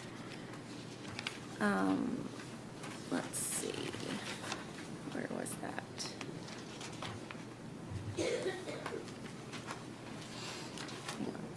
It was on page 3 at the bottom, additional benefits. Can you just explain what those additional benefits are? Through the chair, it just means that the superintendent would continue to get paid until her employment is formally terminated on the retirement date. So it's whatever the contract provides in terms of sick leave and benefits and annual leave and that sort of thing. Her employment's not, if this agreement is approved today, that the agreement would be to, I guess, it would be that the board would approve that the chair could sign on behalf of the board this agreement, which would then create a binding contract subject to the waiting period that I've described. So what paragraph 5 means is that the payments that are discussed in this agreement aren't a replacement for her normal salary and whatnot. That's what that means. Okay. Another question through the chair to Mr. Phillips. Number 4, the sick leave payout. So my understanding is that she's in drop right now. And can you explain to me how that sick leave payout works with the year that she's in, and what would happen? Does it change every, can you just explain that to me? Through the chair, yes, I could. When you're in drop by board policy 6.78, the drop changes the amount that you can get paid for your sick leave, and because the superintendent is in the 3rd year of drop, it's 33 1/3% of the sick leave. If the superintendent were to be in the 4th year of drop, that payout would have been 50% rather than 33 1/3. I'm going to move over to Board Member Jones at this point. You had a question? Yes, I had a couple of questions and a comment. One, on page 1, item B, effective date of this agreement is the 8th day. That's because she has 8 days to reconsider. Is that? Through the chair, that's correct. Okay. And then on page 2, item C, retirement date, why July? I thought it was June. Is that July the 24th or June the 24th? Through the chair, the agreement contemplates that the superintendent would continue to perform her job duties until June 2nd, and then go on annual leave, and then retire at the expiration of the annual leave to which she's entitled. And that date was originally calculated as July 21st, but I was informed by the people who run the numbers here earlier today that the correct date is actually the 24th. And I just add that the reason I made the motion to table was because I felt like we're operating like City Hall, that there has to be transparency and openness and honesty, and people trusted the school board. And here we are calling an emergency meeting with a few hour notice, and it's like we're trying to do something undercover. We're trying to rush to judgment. There are a lot of us who had assumed that because we had hired an investigation, if it's truly about the children, and if it's truly about finding out what happened, not just at DA's, but throughout the system, then we need to wait until the investigation is done. And all due respect to my board members, some of you have done your research. You've already made a conclusion, and we all know, Board Member Willie, why we're here. We're here because a governor wants a superintendent removed. Bottom line, end of story. And that narrative has been developing week after week, month after month. Look at how many superintendents have been removed statewide because of this narrative that we need to replace and change public education. How do we know that grand jury report was not biased? Who appointed the grand jury? Who asked for the grand jury? One person, the governor.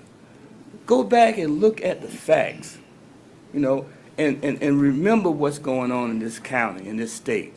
It's about removing superintendents who don't do what the governor wants done. We don't teach critical race theory. Board member, we don't teach that. But yet, we accept that people believe that we teach it. And the legislature took action to remove it, so we must have been teaching critical race theory. We don't teach sexual orientation, but everybody thinks we do it because the governor said we do. It's not fair, it's not right, and we haven't taken the time to find the real facts and have an independent investigation uncover what really happened. We don't know if somebody deliberately not reported those items, if that was indeed true. We don't know those facts. We're blaming one person, and we're holding one person accountable. When the JEA went to sell the JEA, when the board went to sell it, nobody said the mayor should be removed. They didn't say that. But he has fewer employees accountable to him than the superintendent. It's not fair, and the reason behind all of this is if we're going to operate out of fear that we're going to be removed as board members, then you will vote to remove Dr. Greene. If you're going to operate out of threats that you're going to be targeted in your next election, then we'll vote to remove Dr. Greene and accept this resignation, the retirement. I know you're shaking your head, but the facts are the facts. We are operating under fear as a board. We are fearful of a governor, and we're not governing and not doing what's right and best for our city, and most importantly, we're not doing what's right and best for our students that we represent. As a point of context for myself, and again, I try to facilitate conversation, but I do jump in from time to time. As someone who has been targeted, my actions have nothing to do with that. I vote for children. That's why I didn't call it names. I do what I believe is right for children, and I will continue to do that. Would anybody else like to speak? Board Member Carney. Through the chair to Board Member Jones, with all due respect, I'm not afraid for my job. What I'm afraid of is that every day that we go Hold on just a minute. From the audience, it's very clear that we asked for you not to have audible responses. We're having really good dialogue. We appreciate the civil discourse that's happening in the room. We appreciate you all being here, but we do want to be able to hear one another, and we want all of you to be able to hear what we're saying as well. We have people in the back who may not be able to hear if there's that audible response. So again, we appreciate you being here. If you'll work with us, we really appreciate it. Board Member Carney. Thank you. Like I was saying, with all due respect, my fear is that every day that we continue to do things the same way that we've been doing them, that we're putting more children's safety at risk. And I personally am just not, if that means losing my job as a board member, then I'm willing to die on that hill. Because at the end of the day, the most important thing is that our students' safety comes first. And unfortunately, perhaps, we might have an administration in Tallahassee right now that is finally holding people accountable. And so we need to come to terms with that. It does not mean it's a witch hunt. It means that we need to be able to hold people accountable. I don't think that we have a governor that's running around saying, fire that superintendent, fire that superintendent. That's not what's going on. This is about student safety, following state statute, and following the law. And there is nothing more to it. I just want to be clear about that. I'm going to come over to Board Member Joyce. Again, I read the state law, and the state law is very clear. As far as the allegations about the statewide grand jury, I would like to, through the chair, to Mr. Poole, could you please explain to the public and to the board exactly why is a statewide grand jury convened and what the purposes are? And do you think, really, that it can be political? A statewide grand jury, please. Through the chair, I would defer to my colleague, John Phillips. Okay, we'll take that audible response. Who is far more versed in that than I will ever be, so. Through the chair, I wasn't in that grand jury room, so it's difficult for me to know. I'm not, I have read the report, and certainly the allegations that were made or described were troubling. But however, I note that it's not an adversarial process, and so if the prosecutors who conducted that investigation had an agenda, I wouldn't know, and I don't think I could comment on that. I noticed that the language in the report was at some points somewhat hyperbolic, Now, I don't mean to say that there was no validity to it, because I don't know, but it's a proceeding that's conducted in secrecy, and so, what the witnesses said is, to some degree a mystery, and what the witnesses might have said under cross-examination, which did not occur, also is a mystery. I can tell you, however, that we did meet with the law firm that we retained to do the investigation yesterday, and that they've assigned 3 very first-rate lawyers to do this investigation, and they are going to dig far into it, and they completely understand that they're not just limited to DA, and that the whole idea is to accomplish what Board Member Carney was talking about, to fix the problem. Mr. Poole, looks like you want to And- add. And through the chair, I wanted to hasten to add, for those who don't know, the reason I defer to John Phillips on that question is he was a longtime prosecutor for many, many years.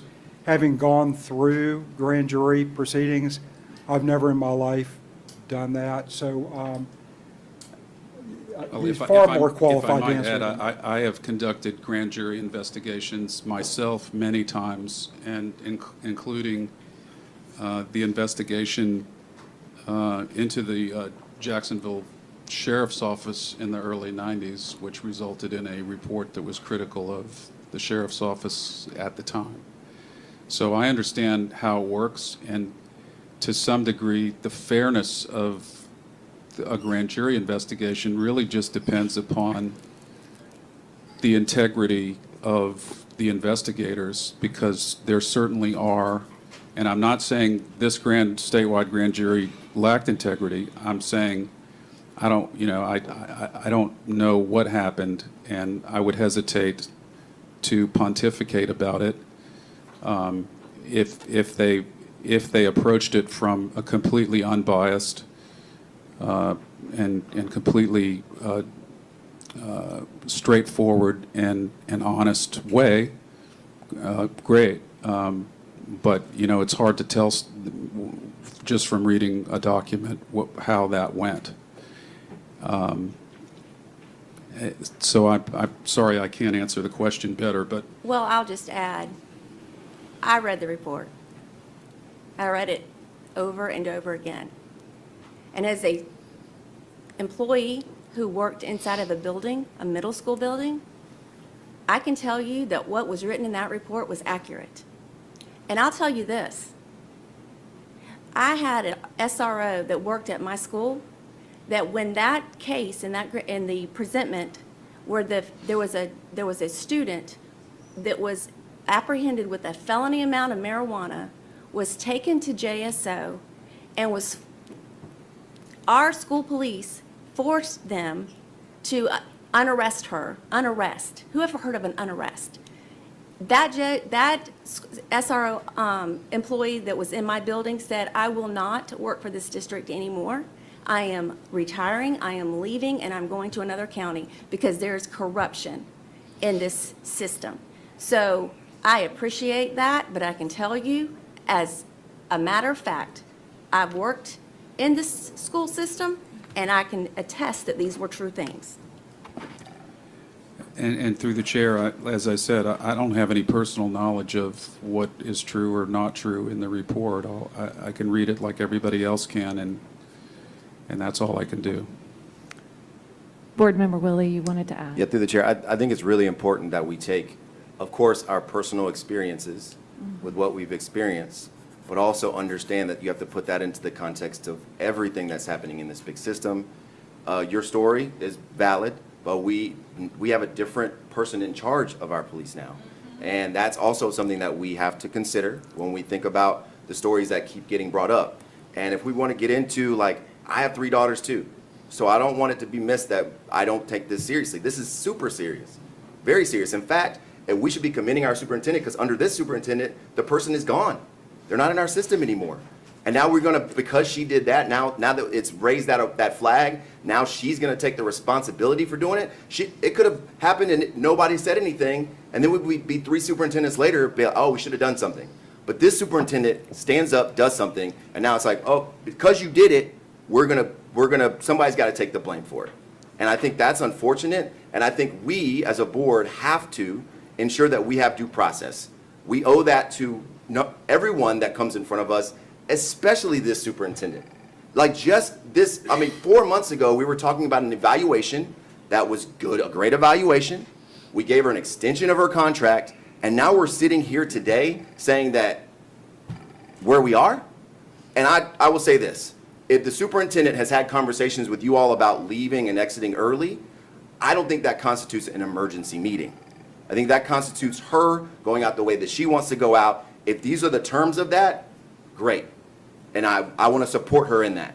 But my issue is with the way that this is happening underneath and not in front of the public. This is the first time they've gotten to hear any of this. So now all of a sudden we want to make a decision. And I think there's a lot of things being thrown out, but we have to make sure we fact check a lot of things that we're saying. We have a new person in charge of our police.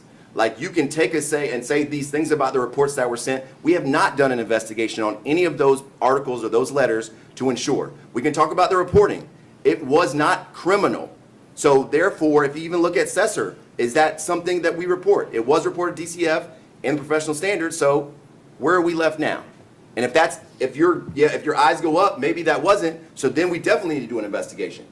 Like if you have any question about that, we should go investigate it, not assume that letter is 100% accurate. And if we talk about politics, yes, everything has politics in it. Masks had politics, appointments have politics, school boards have politics, even books have politics.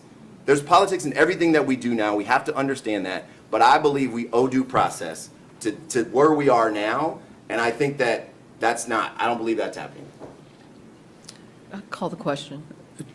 All right, I have a board member who's called the question, which means we're there. I'm looking to Office of General Counsel just to confirm, as I always do. That means we've called the question. Okay. That doesn't mean debate. No more comment? No debate.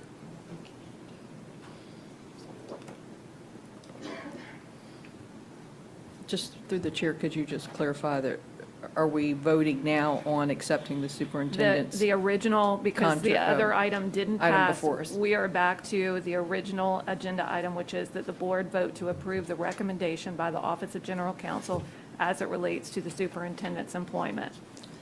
And through the chair, and by approving the agreement that you're authorizing the chair to sign on behalf of the board so that it is signed by both parties.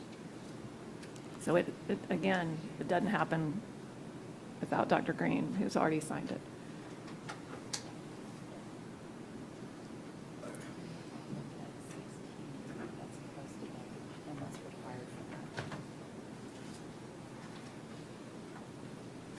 I'm going to look to guidance from Office of General Counsel. I just want to double check. The question's been called, so they should put the motion up Yes. as original. That's correct. Okay. Point of clarification. According to this sheet, which is our Robert's Rules cheat sheet for those who don't know, and it's laminated,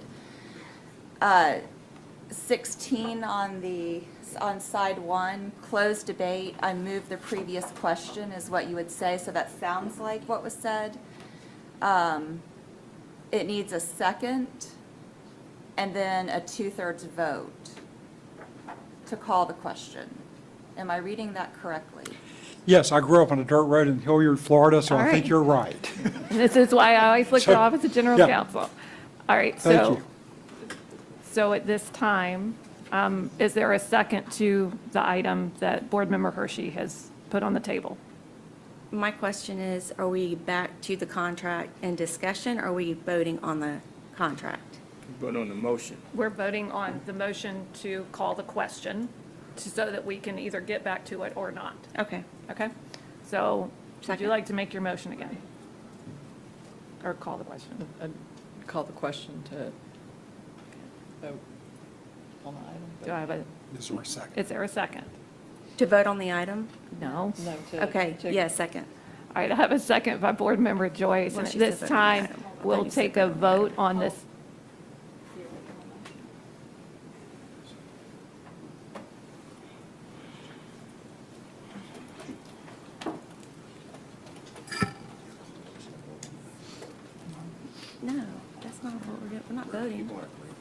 hold on just a second. I'm going to have Mr. Poole, because I've got clarity, but I want Mr. Poole to make sure we're clear with everyone. At this time, I have a motion to call the question, and a second has occurred so that it comes forward for a vote, 2/3, which would close this discussion and allow us to go back to the original item that's on the agenda Yes. to vote. So if you want to keep talking, then vote no.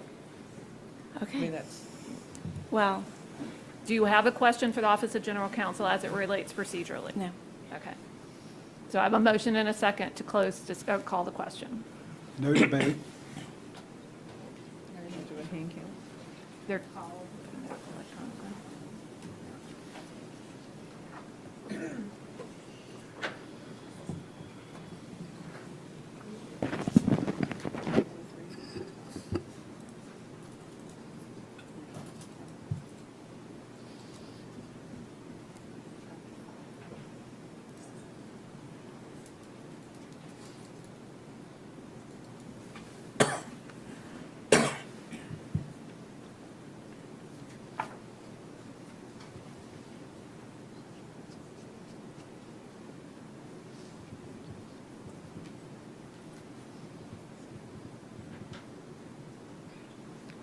That motion passes 5-2, which is a 2/3 majority.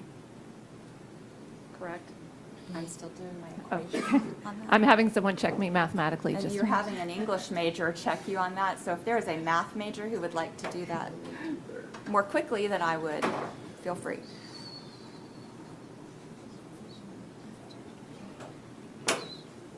If 4.67 of you voted yes, then it has to. Okay, And we're since good. we That's- had 5, I will we're say good. mathematically in my head it worked, but we have a very good vice chair who always helps me. So at this time, we go back to the original item that was on the discussion agenda, and we go to that vote, which is that the board vote to approve the recommendation by the Office of General Counsel as it relates to the superintendent's employment. So we're now voting on that item.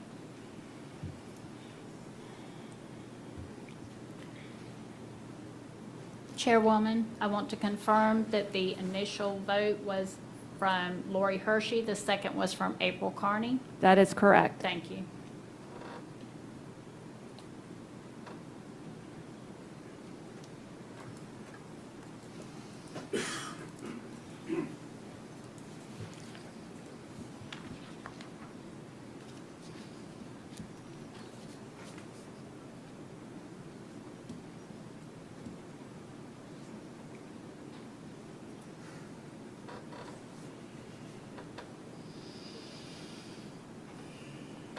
That item passes 4-3. We'll now move on to item number 2, which would become necessary because that item passed, which is that the board nominate and approve a new superintendent for a term of up to 6 months with contractual specifics to be negotiated by the Office of General Counsel. I'll ask for a motion. Just a moment, please. No.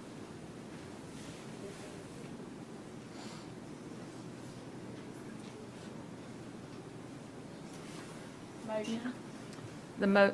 Again, we're moving on to, I'm going to reread it one more time, that we're moving on to agenda item number 2, new superintendent, which again was contingent on the passing of item number 1, that the board nominate and approve a new superintendent for a term of up to 6 months with contractual specifics to be negotiated by the Office of Counsel, Office of General Counsel. Do I have a motion? So moved. I have a motion by Vice Chair Pearson. second. A second by Board Member Hershey.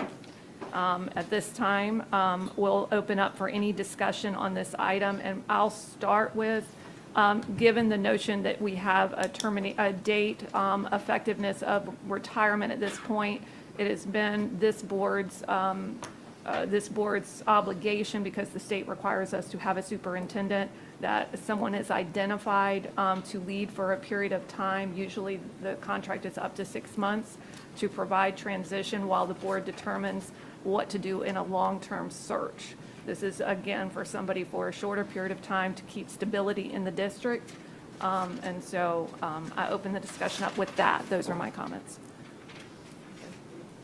Through the chair, based upon the agreement that we just voted on, the superintendent is in place through the end of the current school year, which is June 4th. So this is not necessarily an action that the board has to take immediately because Dr. Greene is in place until June 4th, from my understanding of this READ document, and then taking some time that she has accrued and going through the end of July. So do we, I know we're having this discussion, but do we have to, I guess for the chair to Mr. Poole, do we have to today identify what our next steps are, or is that something that could be discussed at a workshop since Dr. Greene is in place for about the next 5 to 6 weeks? Through the chair to Board Member Hershey, the answer is it does not have to be done today. If the board wishes to address that issue or consider it at a later time, we have, a month in which to do so, if that's the pleasure of the board. Are there comments on that item?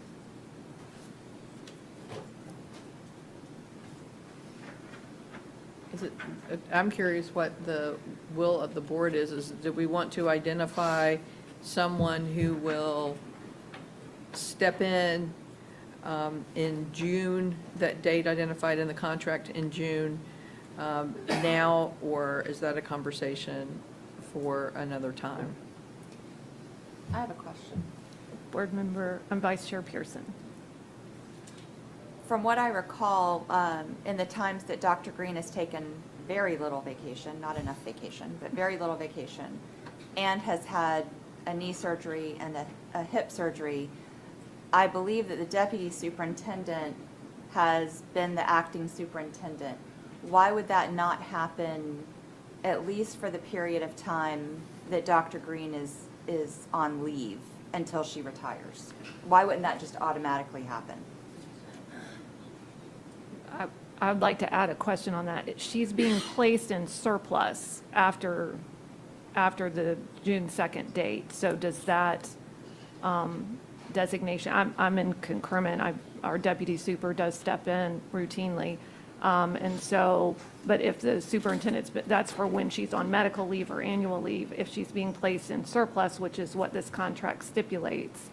So what, does that change that in any way or not? I will confess that I heard that term today for the first time, and so I'm not familiar with that process. So candidly, I don't know. I don't know if Mr. Phillips knows the answer to that. I've heard that in the context of, say, teachers, where you have multiple teachers and one, you may have an excess teacher, so you may move a teacher to another area. I don't know in the context of an administrator who's one of a kind, how that works. So I honestly don't know the answer to that. And I hate to put Mr. Phillips on the spot, I just don't know. Through the chair, it's my understanding that once the position goes into surplus, that an interim can be selected, but I don't know of any legal impediment to simply having an acting superintendent for that period of time either. So it's kind of up to the board, I think. I'm going to may I clarify the question? If you want us to research that to be absolutely 100% sure that on what date you must have a superintendent in place, we'd be happy to do that, and we'll get back to you within a day or so.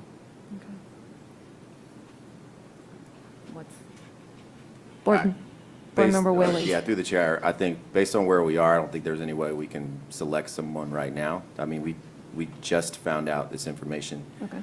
So I think that we should sort of, number one, figure out our short list, maybe the chair does that, and then also figure out willingness, because this is going to be a shakeup.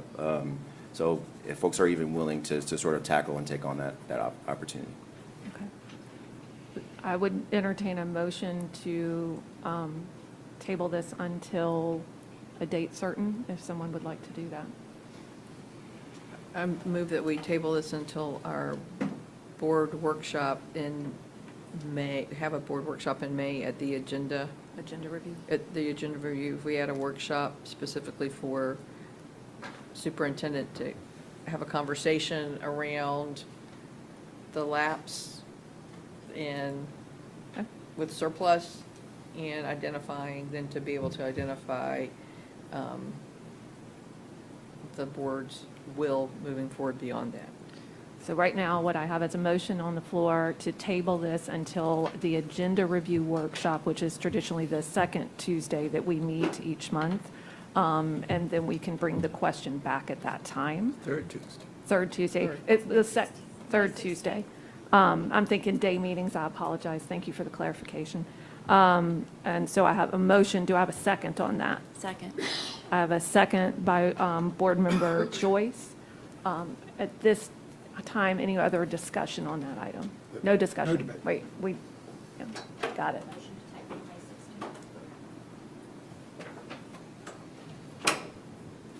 Chairman Dr. Coker, I have a motion to table to May 16th, 2023, Yes, that is correct. initiated by Lori Hershey, seconded by Board Member Joyce. That is correct. Call for a vote. All right. Call for your vote at this time.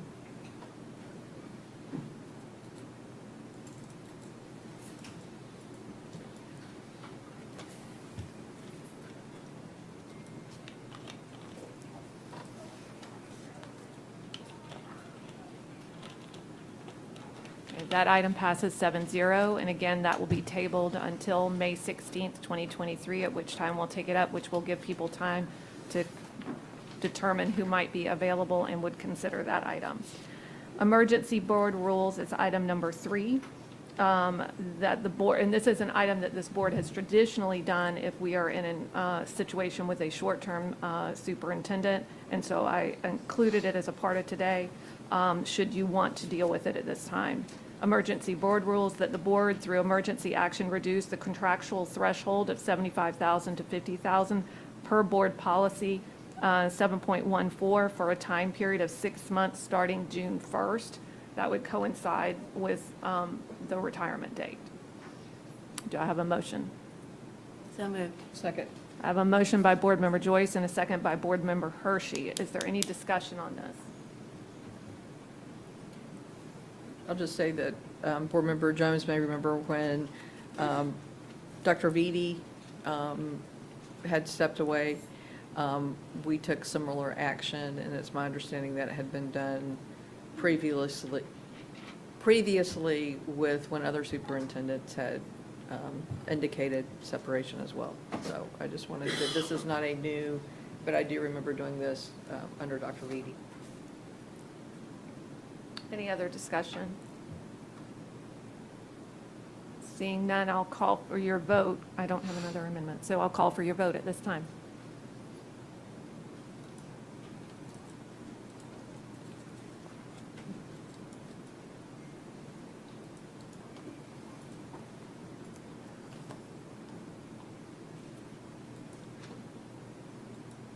That item passes 7-0. We'll move on to the last item, which is a non-voting item. Several board members had asked that we spent a good bit of time on the third-party investigation and the hiring of that in our prior meeting, but there were some other items that people wanted to potentially bring to the table. I know that I have 2 items, and I can start with those, and then we can move from that. A question whether the board has any appetite for us sending a letter to the Douglas Anderson Foundation Board, just letting them know that we have hired third-party investigators, making them aware of that, recognizing we have no authority over them at all, but just making them aware of that action so that they are following it as well. Is that something that we have appetite for, or can we have a little discussion on whether you would want that to occur? Could that letter include the request of full cooperation, if that be needed, in the investigation. Board Member Jones, did you want to add? I concur with Board Member Hershey that we need to add the language that they fully cooperate with the investigation. All right. Is there any other additional language that anyone would want to add? All right. And then one of the other items that's occurred is honestly something that another board member brought to me, which is an idea of a day of listening. The one thing that has happened so far with Douglas Anderson is we've listened to alumni. We've read a lot of emails from people who had allegations that they presented to us. We have not had an opportunity to listen to the actual students at DA yet, nor have we had an opportunity to listen to the current teachers at Douglas Anderson. And again, we appreciate the alumni. We appreciate those that have come forward, parents that have been with us in the past. But the notion of having what we call the day of listening, potentially to have a 1-hour opportunity for any board members who want to come and listen to the students at DA that are actually there right now as to what they are seeing, and then also to listen to the teachers as well as to what, I've had several of them reach out and feel like their voices are not heard right now, and having that opportunity as well. Is that something that the board has an interest in? Just for discussion. I have a question about that. Sure. As the board member for District 3, Right. in which Douglas Anderson sits, I would be happy to do that. That would be wonderful. Thank you.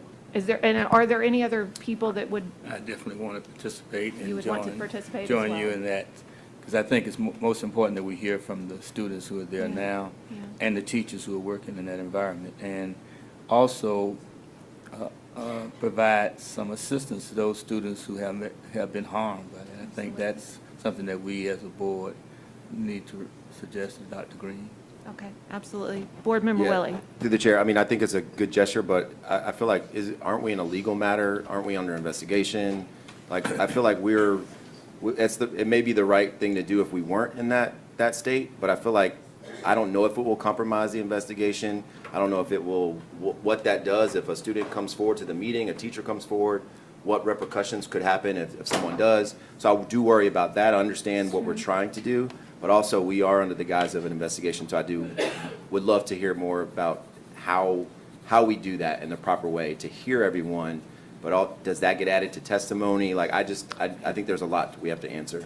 How about if we do this at our next board workshop as a part of next available governance, if I have Office of General Counsel weigh in about some of the parameters around it? Would that work? You raise valid questions. These are just audiences we have not heard from and we wanted to go and hear from. I have another point. Sure. Board Member, Vice Chair Pearson. We are, this is very real to me because I have a high school senior. Yeah. And I know that my senior has told me that she has tests every day between now and May 15th. And for her, the tests are determining whether she gets college credit for the courses that she's been working in for the whole year, and in some cases, for 2 years. So I would say part of that parameter needs to be that it not interfere with any activities, performances, prom, graduation, anything that is going to take away, especially from these seniors, experience finishing out their year. Absolutely. Thank you for that. Absolutely. This is why we wanted to bring it here so that people could put the parameters around it. Anything else on that? Okay. All right. At this time, I'll entertain a motion to adjourn our meeting for this afternoon, that the Duval County School Board move to adjourn the meeting. Do I have a motion? So moved. Second. I have a motion by Board Member Joyce and a second by Board Member Hershey. All those in favor signal by saying yay. Yay. Any opposed? All right. This meeting is adjourned.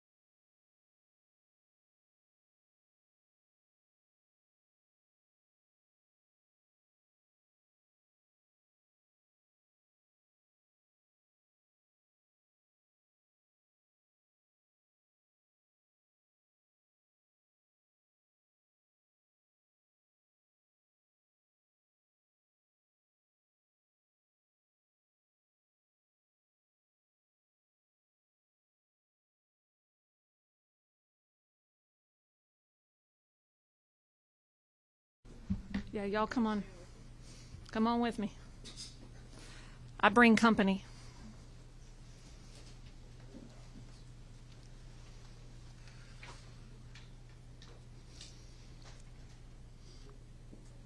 There's Cindy. Oh, yeah, let Daryl, and then if you want to, because you can wrap us up. All right. Good afternoon. I am Kelly Coker, Chair of the Duval County Public School Board. Earlier today, the Duval County School Board and Dr. Diana Greene mutually agreed to part ways. As Dr. Greene begins her retirement on June 2nd, 2023, she will long be remembered for a number of district initiatives. The most significant of these include 2 referenda that have resulted in a 15-year plan to improve school facilities throughout our district. She has also made possible much-needed enhancements to our athletics and fine arts facilities, and she has provided an increase in the resources for our teachers and staff. And again, she should be remembered for those things. Dr. Greene will also be celebrated for successfully guiding our district through the most challenging disruption to education in recent national history, the COVID-19 pandemic in particular. It should also be highlighted that the number of low-performing schools in our district has been reduced by more than half, and we've seen a number of A-rated schools increase during her tenure. Again, we celebrate all of those items. I think I join with many in the community who appreciate Dr. Greene's contributions to our schools, and we certainly wish her nothing but the best as she moves into retirement. She has certainly earned a time of rest from the day-to-day challenges of managing such a large enterprise as Duval County Public Schools. In the coming weeks, our board will meet to determine next steps as it relates to a superintendent that will lead us for a temporary period of time. After that occurs, we will then talk as a board about our next steps in engaging the community to ensure that we're picking a leader who comes to us ready to refocus us on student achievement and the health and well-being of every child we serve. With that being said, I'm going to invite each board member to take a moment to have some comments. So I'll ask Board Member Hershey at this time to come forward. This is not an easy day for anybody. Quite frankly, when I spoke with Dr. Greene a couple of weeks ago in my office, I had tears in my eyes. It is very difficult to part ways with somebody who has done good work on behalf of students and for Duval County Public Schools. She will long be remembered for the half pennies sales tax that will bring great renovation and need for failing infrastructure in our district that will impact students for generations to come. One of the things that Dr. Greene also did was to lead at the state level for career technical education, specifically in elementary education for career technical education. Under her leadership, our district made great gains, and we will forever be positively impacted by her leadership.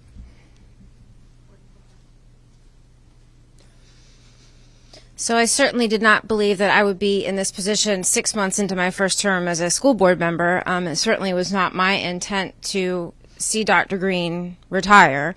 I have enjoyed my time with her, although it has been short, and I appreciate all of the good deeds that she has done during her time here at Duval County Public Schools. However, I am hopeful for the steps we're going to take going forward, and I am proud to be sitting on this board with my 6 other colleagues that know that putting students first is our first job, and it is of utmost importance. And so while we will be looking for someone new to take the reins going forward, I want to thank Dr. Greene for her service, and I enjoy working with this board, and I'm looking forward to the next 3 years of my term with them as well. Thank you. Thank you. Dr. Greene has been a trailblazer in this county. She's done historic work in this county, something that no other superintendent could say they've done. We were just 4 points away from being a school district prior to the pandemic. I think people forget about that, how close we were as a large urban school district from being an A school district. That was because of the leadership and compassion and love that Dr. Greene showed for the students and teachers each and every day. She cares about our community, she cares about our students, and she works hard, and her passion shows through everything she does for this community. And I just want to thank Dr. Greene for her service. It's unfortunate, it's a sad day for our students that we had come to this point where she is retiring, but I wish her all the best in her next chapter. Thank you. Thank you. We can list the myriad of accolades that Dr. Greene has afforded this community. From her being named Superintendent of the Year, half penny sales tax, 1 mil, schools off the F list, like the list goes on. And make no mistake, we're not here by accident. She's not retiring early. She's been forced out. That's how this works. That's how this works. But she's going to be strong because she always is. If you know Dr. Greene, she's one of the strongest people you'll ever meet. I was just at an event with her, and she was kneeling down talking to a student, and they were just talking about how her job, he was talking about school, and just to witness that. Someone that sits at the seat that she sits in has to understand the whole system, but also can be so caring and have that conversation with a young student. That's who we're losing, and we're losing her early. But I know she'll be fine, and this board is going to continue to move forward. But I think we have to look at the motivations of where we are, because we have a lot of work to do now, and we have to figure out who is now going to come in and take this seat. And that's going to be a very important role in this environment to do, and I'm just not sure what that's going to look like. But I'm going to sit on this board, and I'm going to make sure my constituents and my community understand. I'm going to stand and steadfast in support of whoever we bring in and make sure they're going to put students first. But I appreciate you all's time, and thank you all for being here.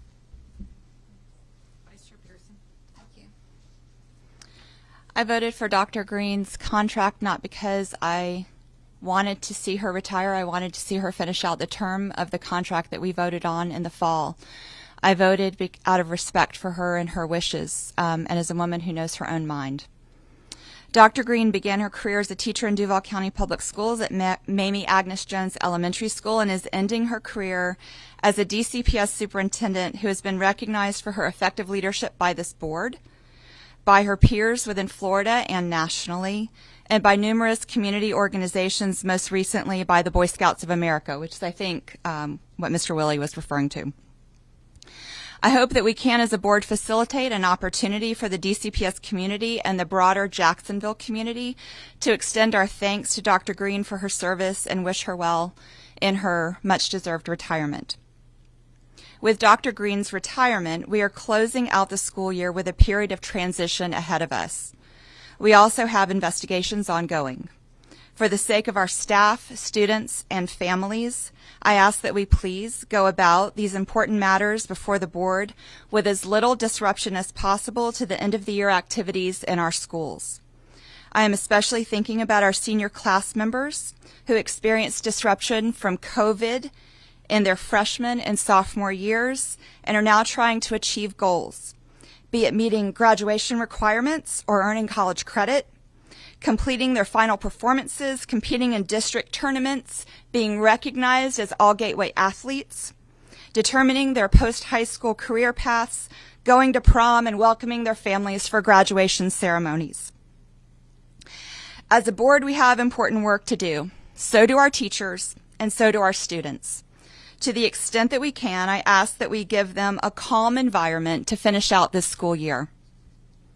With Dr. Greene's retirement, we will join at least 20 other school districts statewide that have undertaken a search for a new superintendent since January of 2020. As a board and as a community, let us commit to conducting ourselves in a way that attracts the largest pool of highly qualified applicants as possible. As a board, we are stewards of the superintendent search process. We owe our community our diligence and objectivity as we conduct the search for the next superintendent of Duval County Public Schools. Like I said, I am sad to see Dr. Greene resign, but I wish her and Mr. Greene well in this next chapter of their story together. Thank you.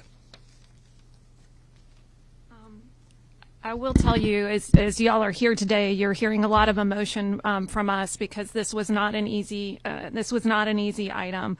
But I will say, I'm going to echo what my colleague, board member Willie said, which is this board has done hard work. We've gone through tough decisions, whether it be renaming of schools or mask mandates, and we always come together in the end on behalf of children and making sure that this district has what it needs for each of the families we serve. And and today will be no exception. Again, a lot of emotion today because Dr. Greene is someone we deeply care about. Even though she's retiring at this time and we're parting ways, it doesn't make that any different. And again, there are so many things we need to make sure we celebrate in regards to her leadership during her time here.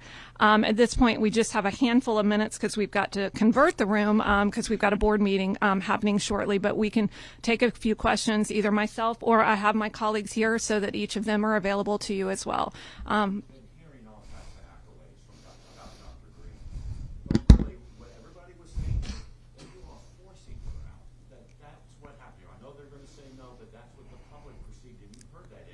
Sure.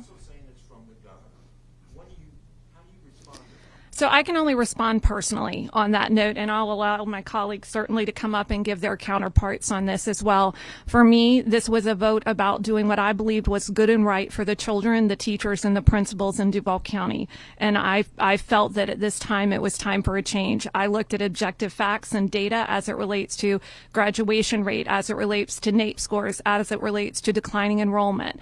I didn't solely base my decision on any one single factor, and I can tell you that the governor's office, I'm on the hit list that you've all covered, and I stay on the hit list. So I can tell you the governor's office isn't a part of my decision. I serve the children of Duval County, and I'm just doing what I believe is good and right in my heart for the children of Duval County to refocus, renew our energy on student achievement and the safety and well-being of our students. With that, I'm going to let some of my colleagues also respond because they may come from different perspectives. Is there anyone that would like to respond? Yeah, sure. I shared previously and from the dais that I had, Dr. Greene and I had a meeting, it was about a week and a half ago, and in that conversation, Dr. Greene shared with me her intent to retire. We did not discuss a time certain. It was a good conversation, and then after that, this was, in my perception, Dr. Greene's initiative, and that the Office of General Counsel was engaged. And so I feel like these were her terms and her time. She shared with me at that particular time in the conversation that it was a decision she had landed on over a period of months, and not just recently. And I was not aware of the time frame for her retirement, but the initiation for the contract with the Office of General Counsel, from my understanding, came through Dr. Greene.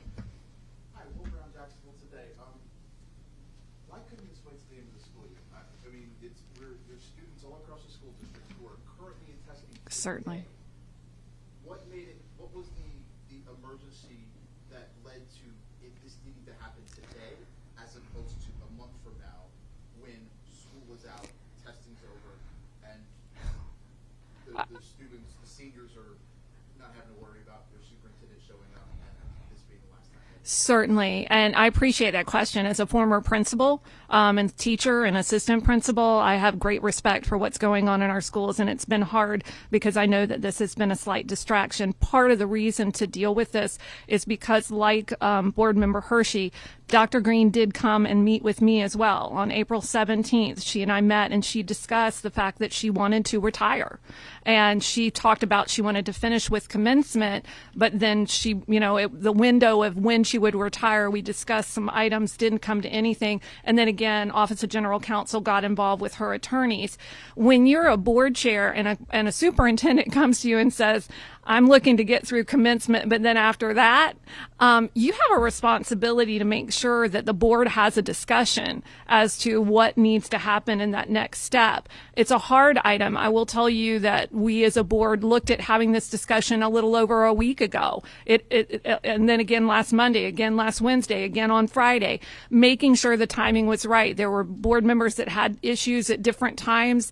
And again, giving Dr. Greene all the time she needed. When you retire from an organization that's a $2 billion enterprise with 13,000 employees, it's not just, oh, by the way, I'm going to retire on date certain. There are a lot of things that have to happen. And I was grateful Dr. Greene said that she was in this mindset so that we can have these discussions and make sure that our planning moving forward is where it needs to be so that things are seamless. because I felt like it warranted a discussion on its own. When we're in a regular board meeting, we're dealing with 30 and 40 agenda items. And so, again, it's like the third-party investigation. I felt like that warranted a board meeting. We could have dealt with that on a board meeting night. But, weighty topics need to be dealt with on their own because they're weighty topics. You've seen very raw emotion from us as board members. We're not political, robots up here. We're human beings with feelings, and we needed to have this time to put it all on the table. And so we did. Any other questions?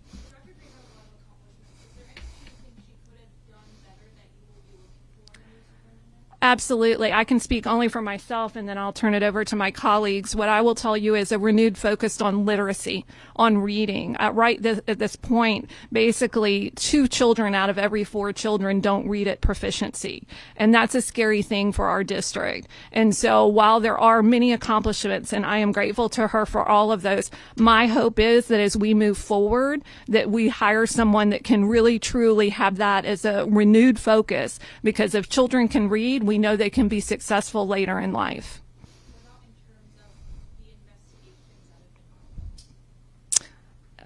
Rephrase your...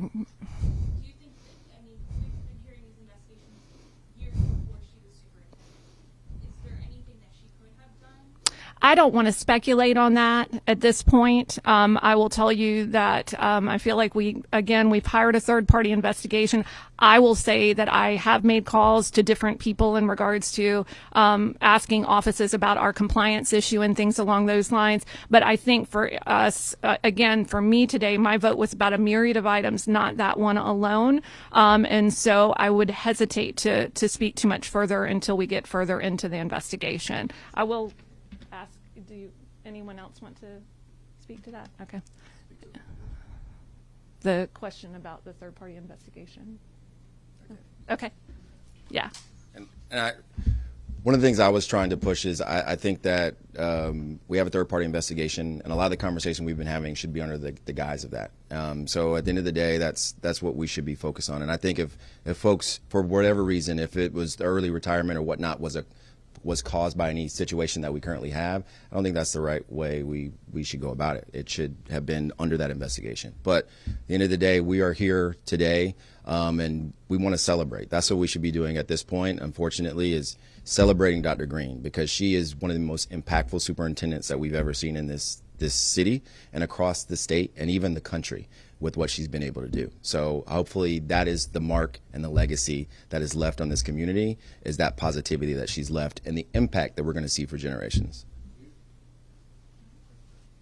Thank you, guys. I appreciate it. We're going to have to wrap it up now, and we're going to wrap it up, and the board is going to be back here at 6 o'clock for a meeting, and I appreciate you guys all coming, and we will all be back here at 6. Thanks.